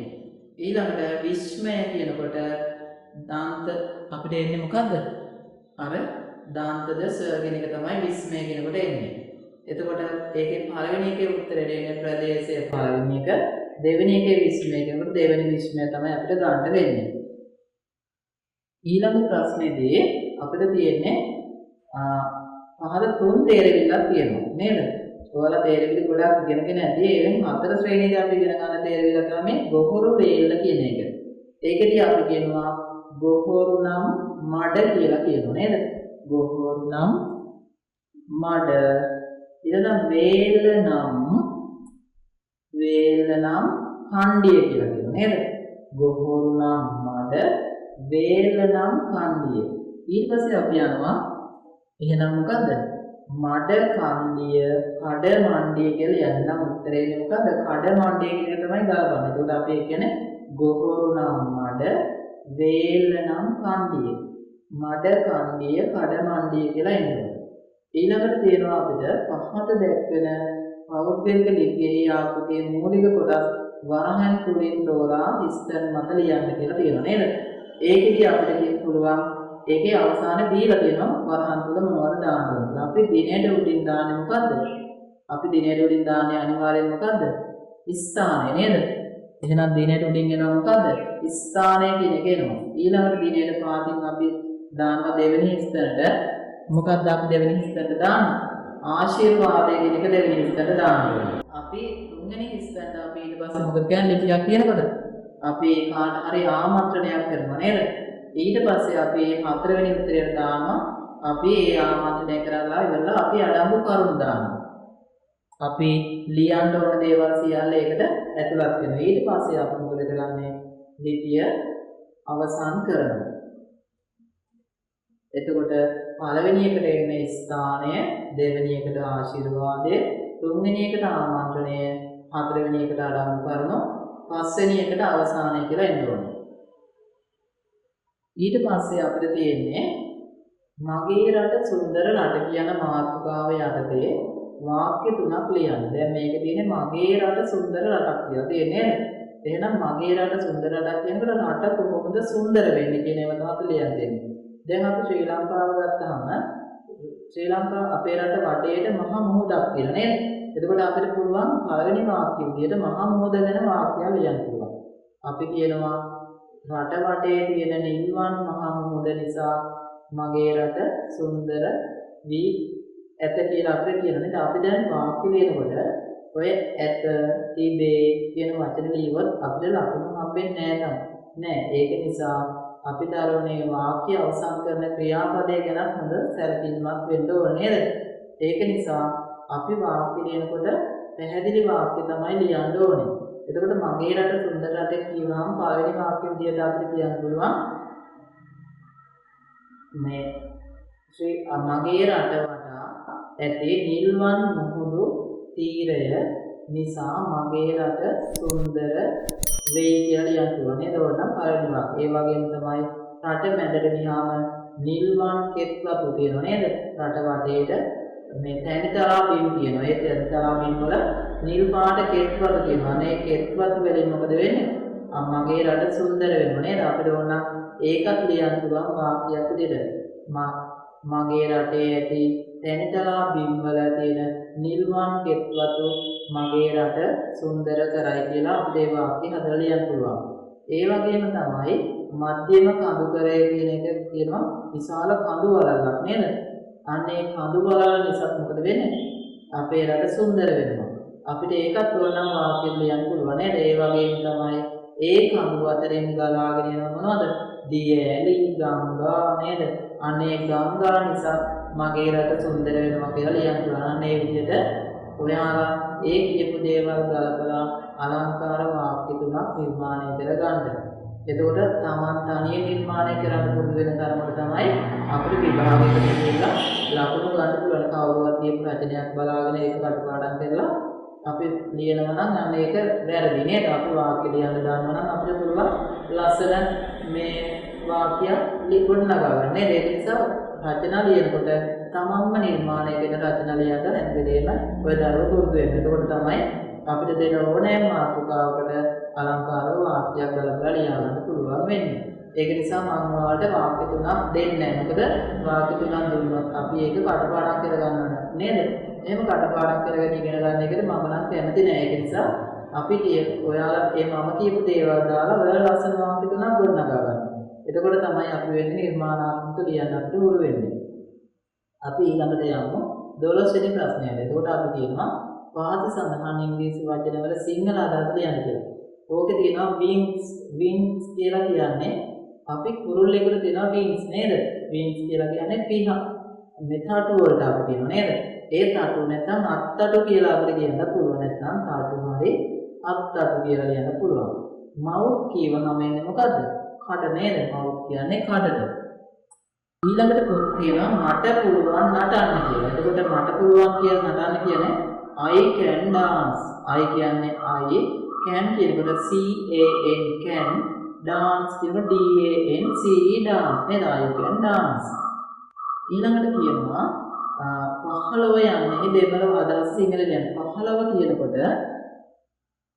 අපි 15 කියලා කියන්නේ පදිනාංගු කියන්නේ 15. මොකද පදිනාංගු කියලා කියන 15. ඊළඟට කියනවා එනක්කු තන්නීර වේண்டாම් 15 වෙනි ප්‍රශ්නේ තියෙන්නේ එනක්කු තන්නීර වේண்டாම්. එහෙනම් එනක්කු තන්නීර වේண்டாම් කියලා කියන්නේ මට වතුර ඕන. වේண்டாම් කියන්නේ ඕන කියන්නේ.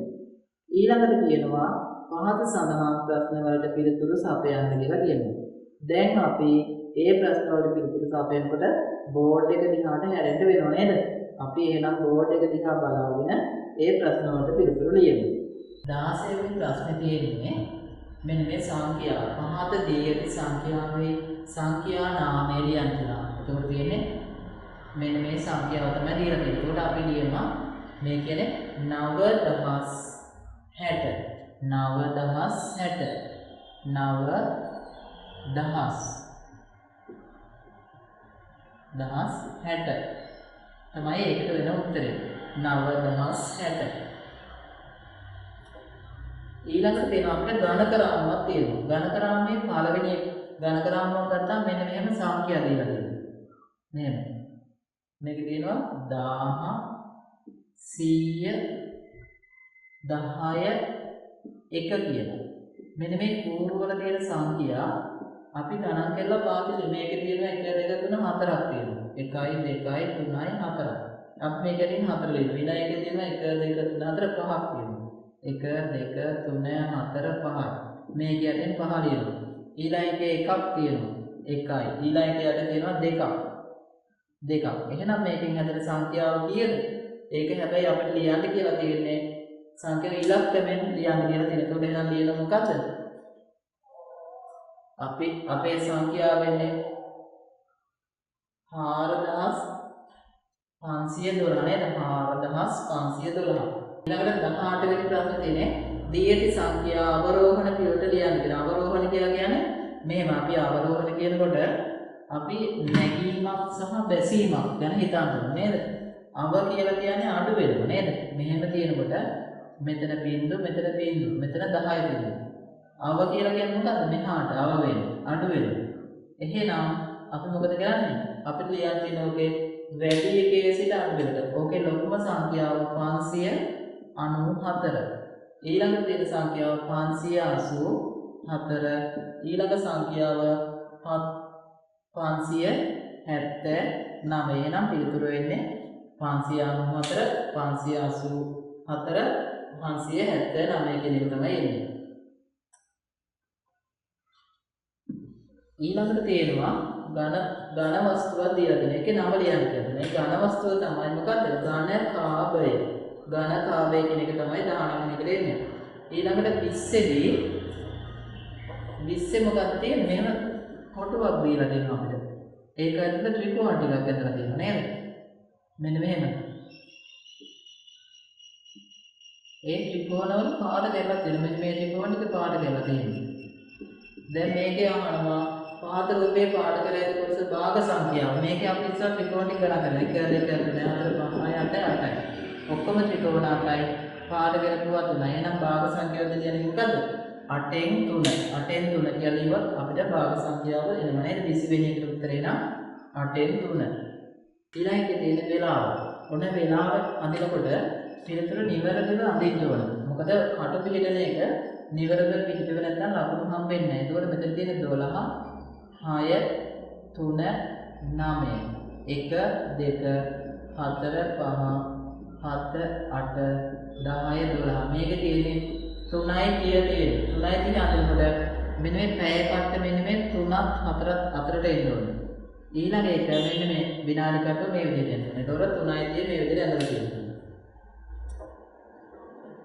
ඊළඟ එකේ තියෙන්නේ පහත දැක්වෙන පෙට්ටියේ දොඩම් පිළිගන්න රෝම සංඛ්‍යා දොඩම්ගෙන් 2 4 6ක් තියෙනවා. අපි රෝම සංඛ්‍යාවෙන් 6 ලියන්නේ VI. VI තමයි 6 ලියන්නේ 22 ප්‍රශ්නය. ඊළඟට කියනවා ඊළඟ දාන ප්‍රශ්නාංක 23 බෝඩ්ටුවක මගින් 764ක් නැගිය හැකි. රූපයක මගින් 937ක් නැගිය හැකි. එහෙනම් පළවෙනි ප්‍රශ්නේ අහනවා බෝඩ්ටුවේ හා රූපයේ නැගිය හැකි මුළු මගින් කිව්වා අපි මේ දෙක 764ට 937ක් එකතු කරනවා. එතකොට උත්තරේ බලමු කියලා දෙන්න. 7යි 4යි 11යි. එකක් ඉතිරි 6යි 1යි 7යි 3යි 10යි. එකක් ඉතිරි 9යි 1යි 10යි 7යි කිය 17. එහෙනම් පළවෙනිගේ උත්තරේ කිය දෙන්නේ ඒක කොටසද? 1701 එනවා. ඊළඟට අහනවා බෝඩ්ටුවට වඩා දුර්වේල නැගියක් මගෙන් ගන්න කියලා. ඒකට මොකද කරන්නේ?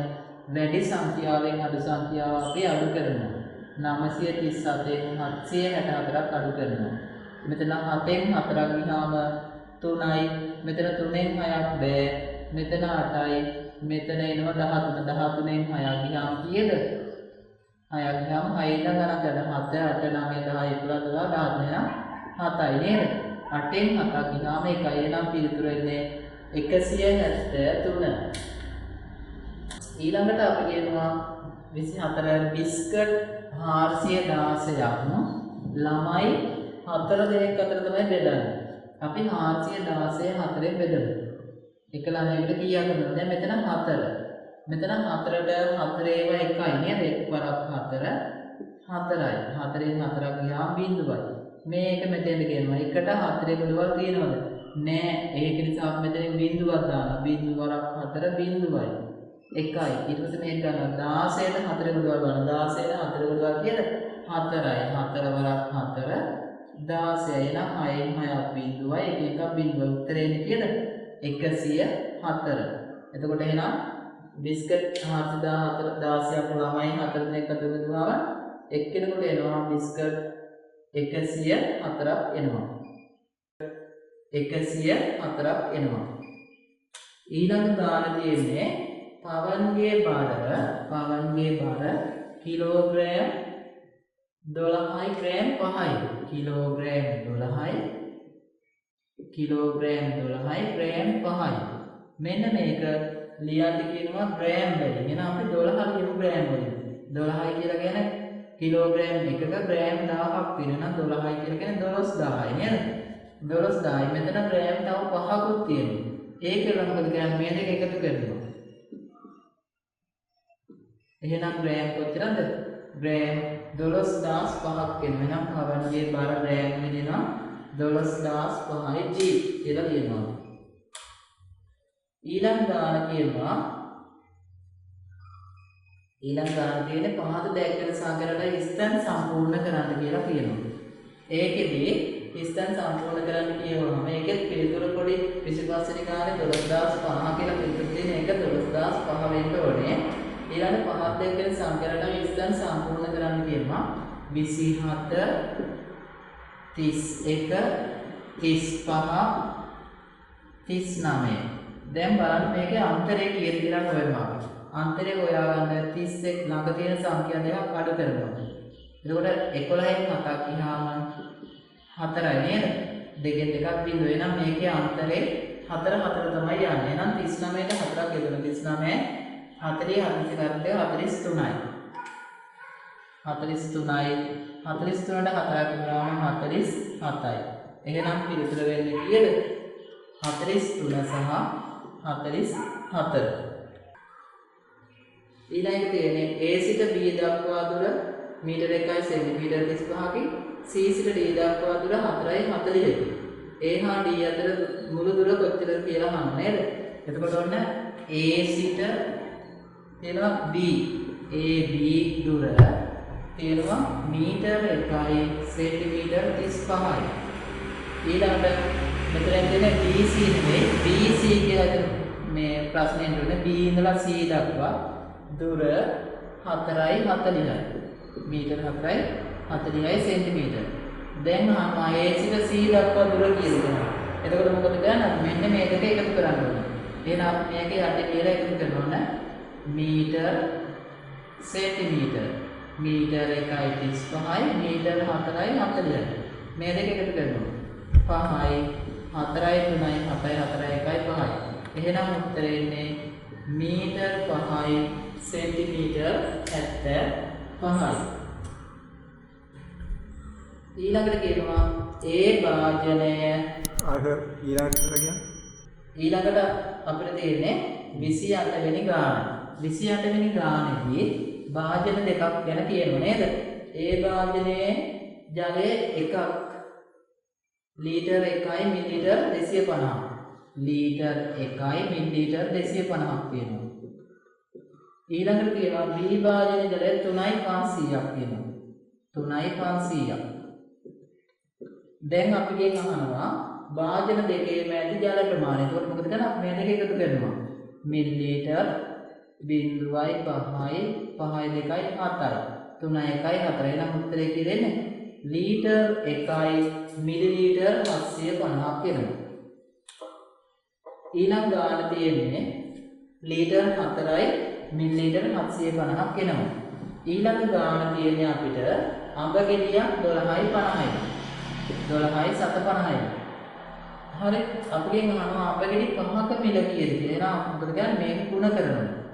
පස්සරක් බිඳුව බිඳුවයි පස්සරක් 5 25න් 5 දානවා දෙකක් මෙතෙන්ට ගේනවා. පස්සරක් දෙක 10 2යි 12යි. එකක් ඉතිරි පස්සරක් 5 1යි 6යි නේද? එතකොට උත්තරේ එනවා රුපියල් කීයද?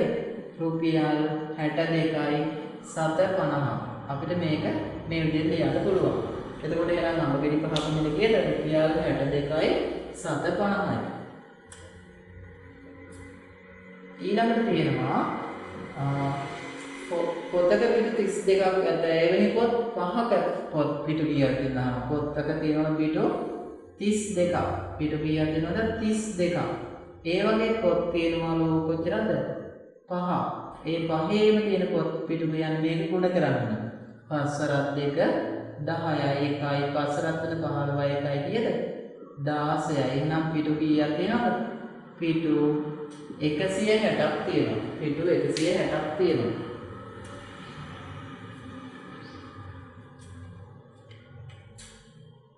ඊළඟට අපිට තියෙන්නේ පරිසරයේ ප්‍රශ්න 30ක් අපිට තියෙනවා හැම ප්‍රශ්න පත්‍රයකම නේද? අපිට දැන් තියෙන්නේ අංක 31 සිට 60 එක් එක් ප්‍රශ්නයට සුදුසු පිළිතුර දී ඇති පිළිතුර අතරින් තෝරා යටින් ඉලක්ක අඳින්න කියනවා. පවන් පිරිසිදුවට හා පිළිවෙලට සිටින ළමයෙකි. එම නිසා ඔහුට ලැබෙන වාසියක් වන්නේ කුමක්ද නේද? පවන් කියන ළමයා හරි පිරිසිදුවටයි පිළිවෙලටයි ඉන්නවලු. එතකොට එයාට මොකක්ද ලැබෙන වාසිය කියන්නේ? එයාට ලෙඩ රෝග වැළඳෙනවද? ලෙඩ රෝග වැළඳෙන්නේ නැහැ පිරිසිදු වෙන්න කටින් නේද? ඊළඟට ගුරුතුමියගේ ප්‍රශංසාව නම් අනිවාර්යෙන් හිමි වෙනවා. ගුරුතුමිය කැමති ලස්සනට පිළිවෙලින් ඉන්න ළමෙක් නේද? යහළුවන් අතර කොහොම වෙනවද පිරිසිදුව පිළිවෙලින් ඉන්න ළමෙක් නැහැ. එහෙනම් ඒකේ පිළිතුර එන්නේ පිළිතුරු අංක 2. ඊළඟට කියනවා කිවිසුමක්. කිවිසුමක් කියලා කියන අපිට හැච්චිම යනවා කියලා අපි කියන්නේ නේද? කිවිසුමක් යෑමේදී මුඛය ආවරණය කිරීමට යොදා ගන්න ලබන්නේ මිනුමත්. මුඛය කියලා කියන්නේ කට නේද? අපි නාසෙත් එක්ක කට වහ ගන්නවා නේද? එතකොට අපි කට වහ ගන්නවා. මොකද අපි මේ දවස්වල කොරෝනා තියෙන නිසා කිවිසුම යනකොට එහෙම ටිකක් බයයි නේද? ඒක නිසා අපි කිවිසුමක් යනකොට මොකද්ද අපි ගන්නවනේ? ඒ ප්‍රේණය කියලා කියන්නේ අපි අර උයන පිනකොට අඳින යන්නේ. මුඛ වාඩම කියලා කියන්නේ කට බදින එක. අපි කිවිසුමක් යනකොට ගන්න මොකද? සාක්කුවෙන් අර විදිහට ලේන්සුව අරගෙන තමයි මූණ වහගන්නේ. නම් අපි උත්තරයට ගන්නේ මොකද්ද? ලේන්සුව. නැත්නම් පිළිතුරු අංක 3. ඊළඟට කියනවා ජාතික කොඩියේ වර්ණ ගණන කීයද? ජාතික කොඩිය දිහා බලුවා අපිට ජාතික කොඩියේ රතු පාට වර්ණය තියෙනවා නේද? ඊළඟට පැහැදිලිවම කහ පාට වර්ණය තියෙනවා. ඊට පස්සේ තැඹිලි පාට වර්ණයක් තියෙනවා. ඊට අමතරව කොළ පාට වර්ණයක් තියෙනවා. එහෙනම් ජාතික කොඩියේ වර්ණ කීයක් තියෙනවද? වර්ණ 4ක් තියෙනවා. ඊළඟට කියනවා ජාතික කොඩියේ සිංහයා අසිපත අරන් ඉන්නේ කකුලකින්ද නැත්නම් අතකින්ද? ඒ මොකෙන් මොන අතින්ද කියලා තමයි අහන්නේ නේද? එහෙනම් සිංහයා කොඩිය අතේ තියාගෙන ඉන්නේ, කඩුව අතේ තියාගෙන ඉන්නේ අතකින් මොන අතේ තියාගෙන ඉන්නේ? දකුණු අතේ තමයි කඩුව අතේ තියෙන්නේ. එහෙනම් සිංහයාගේ දකුණු අතේ තමයි මේ කඩුව තියෙන්නේ. ඊළඟට අපි කියනවා ඊළඟ ප්‍රශ්නය සාක පත්‍රයේ මල් අඩගලේ සමහර සාකවල කොළවල මල් පිපෙන්නේ නැහැ. නමුත් සමහර සාක තියෙනවා ඒක කොළේ මල් වෙනවා. ඒ තමයි කඩපුල් මලේ කොළේ තමයි මල පිපෙන්නේ. නේද? කොළේ අග තමයි මල පිපෙන්නේ. නම් පිළිතුර කඩපුල්. ඊළඟට කියනවා පිළිතුරු අංක 3 එක. ආහාර රසවත් කිරීම සඳහා භාවිත කරන සාක පත්‍රයක්. දැන් අපි ආහාර රසවත් කරන විවිධ සාක පත්‍ර දාන කාර්පින්ච දානවා, රම්පේ දානවා නේද? එතකොට අපිට මෙතන පිළිතුරු විදිහට ගන්න වෙන්නේ මොකද්ද? රම්පේ කියන පිළිතුර තමයි ගන්න. පිළිතුරු අංක 1. ඊළඟට කියනවා කුර සහිත. කුර කියලා කියන්නේ සත්තුන්ගේ කකුල තියෙන සපත්තුවක් වගේ ගන්නවා නේද? නිකන් හයියන් ඒ වගේ කුර තියෙන සත්තු කිනවලු ගෙවල් වල දකින්න පුළුවන් බොහෝදුරට. ඉස්සර කාලේ ගෙවල් නම් හැම ගෙදරකම වාගේ හිටියා නේද? එතකොට ඔතන තියෙන කුර තියෙන සතා තමයි කවුද? ගවය. එහෙනම් පිළිතුරු අංක 1. ඊළඟට කියනවා ක්‍රමී වර්ගයට අයත් සත්ත්වෙක්. ක්‍රමිය කියවහම ක්‍රමියාගේ පාද කීයක් තියෙනවද? පාද 6ක් වෙන්න ඕනේ. එතකොට ඔතන පත්තෑගේ කකුල් ගොඩක් තියෙනවා නේද පාද? කකුල් වගේ ගොඩක් වෙනවා. එහෙනම් ඔතන පිළිතුරු එන්නේ කවුද? බත් කෝරා තමයි එන්නේ. ඊළඟට කියනවා සල් අඩිය නමින් හඳුන්වන මෙම උපකරණය භාවිතා කරන්නේ කවුද? භාවිතා කරන ලබන්නේ මොකක් කරන්නද කියලා අහනවා නේද? සල් අඩිය ගන්න අපි මොනව කරන්නද? අපි වැලි ගොඩක් එම ගෙදරට ගෙනාවම මේක හලා ගන්නත් මොකද කියන්නේ සල්ලඩිය ගන්න නේද? එහෙනම් වැලි හලා ගැනීම පිළිතුරු අංක 2. ඊළඟට කියනවා කප්පි වල කොටස් ගෙවි ඇති විට එය නඩත්තු කර යුතු ආකාරය. කප්පි කියලා කියන අර අපි ලිදකින් වතුර අදිනකොට රවුමක් වගේ එකක් දාන්නේ. දාන්න ඒ වගේ රවුමකට මොනවද දාන්නේ? ඒක ගෙවෙනකොට අපි මොනවද දාන්නේ? අපි ඒකට ලිහිස් තෙල් දාන්න ඕනේ. මොකද ඒක නැත්නම් චරචර ගාන සද්දයක් වෙනවා නේද? එහෙනම් අපි කප්පි වල කොටස් ගෙවනවා මොකද කරන්නේ? ඒකට අපි මොනවා හරි ලිහිස් තෙල් අපි කියනවා ග්‍රීස් දානවා නේද? සමහර පොල් තෙල් දානවා. ඒ වගේ ලිහිස් තෙල් වර්ගයක් දාන්න ඕනේ. එහෙනම් පිළිතුරු අංකය අංක 1. ඊළඟට කියනවා ඇසුරුමේ EXP ලෙස සටහන් කර නොමැති භාණ්ඩ. EXP කියන්නේ expiry date නේද? ඒ කියන්නේ කාලි කුප්පීමේ දිනයක් නැත්නම් මොනද? යෝගට් වල කාලි කුප්පීමේ දිනේ තියෙන ආහාරයක්නේ. ඖෂධ වල තියෙන නමුත් පාවහන් වල තියෙනවා. පාවහන් වල කාලි කුප්පීමේ දිනයක් දාන්නේ නැහැ. එහෙනම් පිළිතුරු අංක 1 තමයි උත්තරේ දෙන්නේ නේද?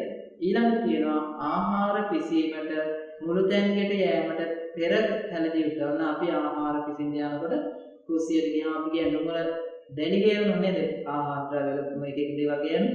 ඒක නිසා අපි ඇඟට දාගන්න මොකද? ඒ ප්‍රාණය කියන එක දාගන්න. එහෙනම් පිළිතුරු අංක 1 තමයි එන්නේ.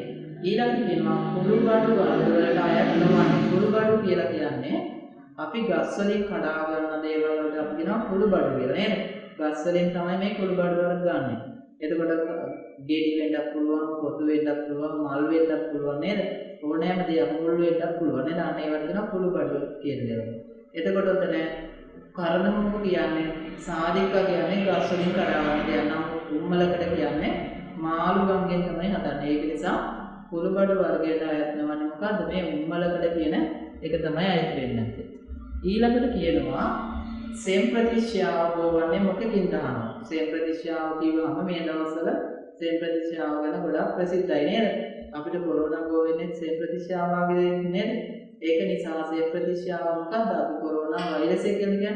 එහෙනම් සෙම් ප්‍රතිශ්‍යාව කියන්නේ මොකද්ද? වෛරසයක් මගින් බවන රෝගයක් නේද? පිළිතුරු අංක 3. ඊළඟට අපි කියනවා වාහනවල දුම් නිසා වලදී හැකි රෝගී තත්ත්වය වන්නේ කුමක්ද? වාහනවල දුම් කියලා කියන්නේ කළු පාට දුමක් පිටවෙන අපි ඒ දුම් හුස්ම ගන්නවා නේද? අපි දුම් හුස්ම ගත්තාම අපි හුස්ම ගන්නේ මොකද කියන්නේ? මේ පෙනහළු වල තමයි යන්නේ. එතකොට එහෙනම් අපිට හැදෙන රෝගේ මොකද්ද? වාහන දුම් වලින් මේ පෙනහළු රෝග තමයි අපිට ඇති වෙන්නේ. අධික විදියට මේ දුම් වැදෙනාම පෙනහළු වලට ගියාම මේ පෙනහළු නරක වෙනවා නේද? ඒක නිසා අපි දුම් වලින් හැදෙන ලෙඩක් වුණ අපේ ශරීරයට පෙනහළු රෝග තමයි අපිට ඇති වෙන්නේ. එතකොට පිළිතුරු අංක 1.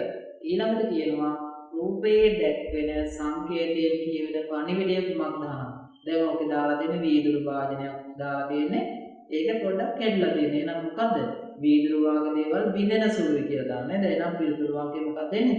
2 තමයි එන්නේ. ඊළඟට කියනවා ජලය සම්බන්ධයෙන් දී ඇති නිවැරදි ප්‍රකාශය. නිවැරදි කියලා කියන්නේ හරි ප්‍රකාශය නේද? ඒක කියනවා ජලය ඝන අවස්ථාවේ පවතී. අනිවාර්යෙන් ජලය ඝන අවස්ථාවේ තියෙනවා. ජලය අයිස් වුණාම මොකද වෙන්නේ? ඒක ඝනයි නේද?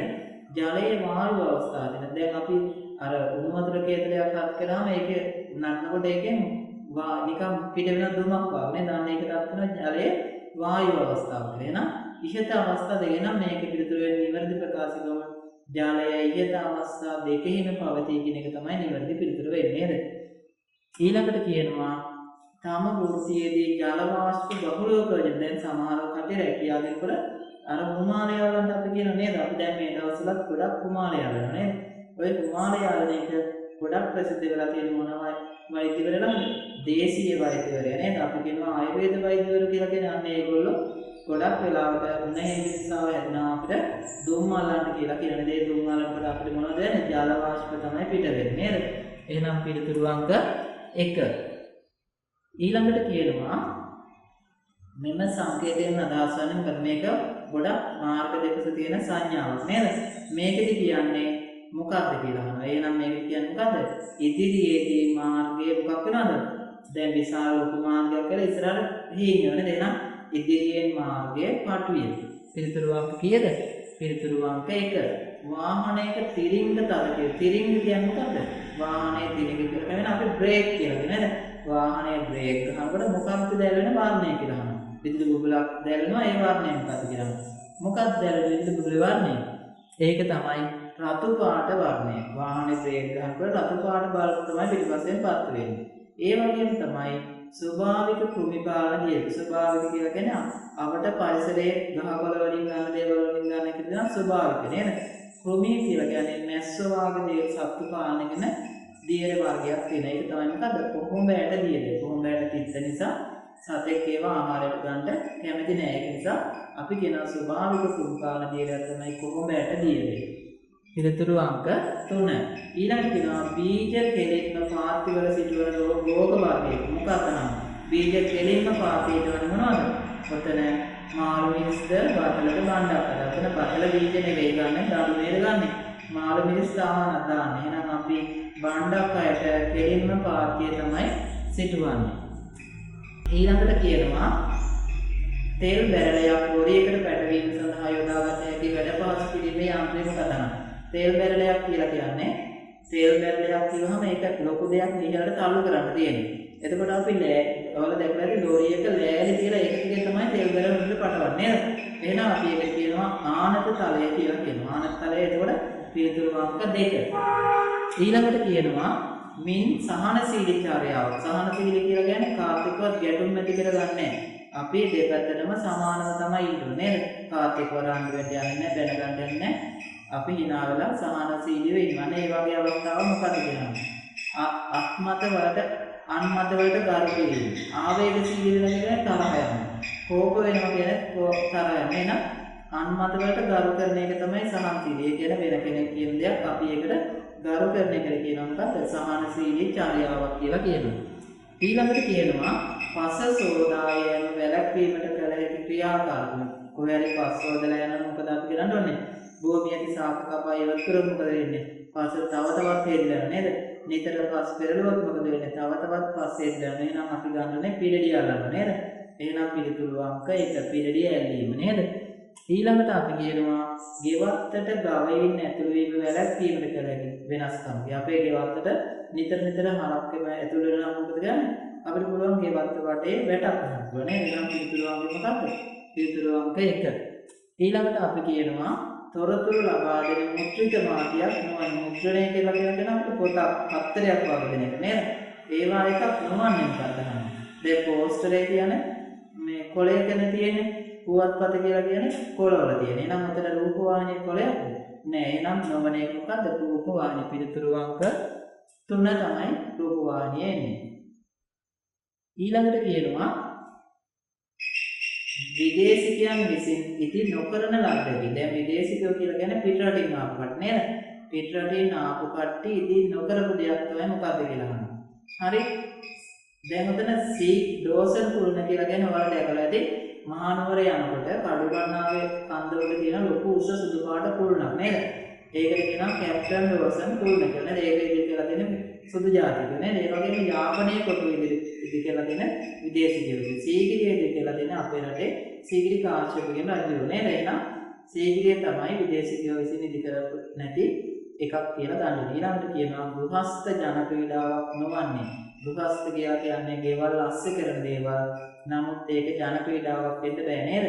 නොවන එක. එහෙනම් ඔලින්ද කෙලිය සහ පංච කෙලිය කියන්නේ ගෘහස්ත ක්‍රීඩා. ඒවා ඉස්සර අතීත කාලේ මිනිස්සු කරපු ක්‍රීඩා.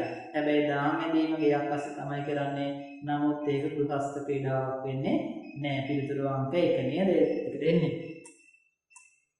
ඊළඟට කියනවා ෆැක්ස් යන්ත්‍රයක් වගේ කියවිය නොහැකිද? ෆැක්ස් යන්ත්‍රය කියලා කියන්නේ අපිට මොනවා හරි දෙයක් දුර ඉන්න කෙනෙකුට යවා ගන්න නම් ලියන දේවල් අන්න ඒකේ යවන්න බැරි දෙයක් මොකක්ද? අපිට පුළුවන් ඡායාරූප යවන්න පුළුවන් ෆැක්ස් කියලා. ඒ වගේම ලියපු දේවල් යවන්න පුළුවන්. නමුත් වීඩියෝ දර්ශන කියන එක කියන්නේ අපි වීඩියෝ කරන වීඩියෝ වගේ දේවල් අපිට පුළුවන් ෆැක්ස් කරන්න. දැන් එහෙනම් අපිට බැරි දෙයක් තමයි ෆැක්ස් යන්ත්‍රය කියන එක. එහෙනම් පිළිතුරු අංක 3. එහෙනම් අපි දැන් ප්‍රශ්න 60ම සාකච්ඡා කරලා ඉවරයි නේද දරුවනේ? එහෙනම් අපි අදට පාඩම නතර කරමු. ප්‍රශ්න පත්‍රයේ සාකච්ඡාව මෙතනින් අවසන් කරනවා. මම ඔයාලා ඊළඟ සතියේ ප්‍රශ්න පත්‍රය අරගෙන පිළිතුරු ලියලා ඊළඟ සතියට ලෑස්ති වෙන්න අපේ YouTube channel එක හරහා අපි ඊළඟ සතියේ ප්‍රශ්න පත්‍රය සාකච්ඡා කරනවා. එහෙනම් ඔයාලා ඊළඟ සතියේ ලෑස්ති වෙලා ඉන්න. අපි ඊළඟ සතියේ කරන පත්‍රය හොඳින් කරලා අපි ශිෂ්‍යත්ව විභාගයේ හොඳින් ජය ගන්න අපි පෙරමුණු පරීක්ෂණ විදිහට මේවා සියල්ල කරලා සූදානම් වෙන්නේ නම් අපේ දරුවෝ සියලු දෙනාටම ආයුබෝවන් කියලා මම කියනවා.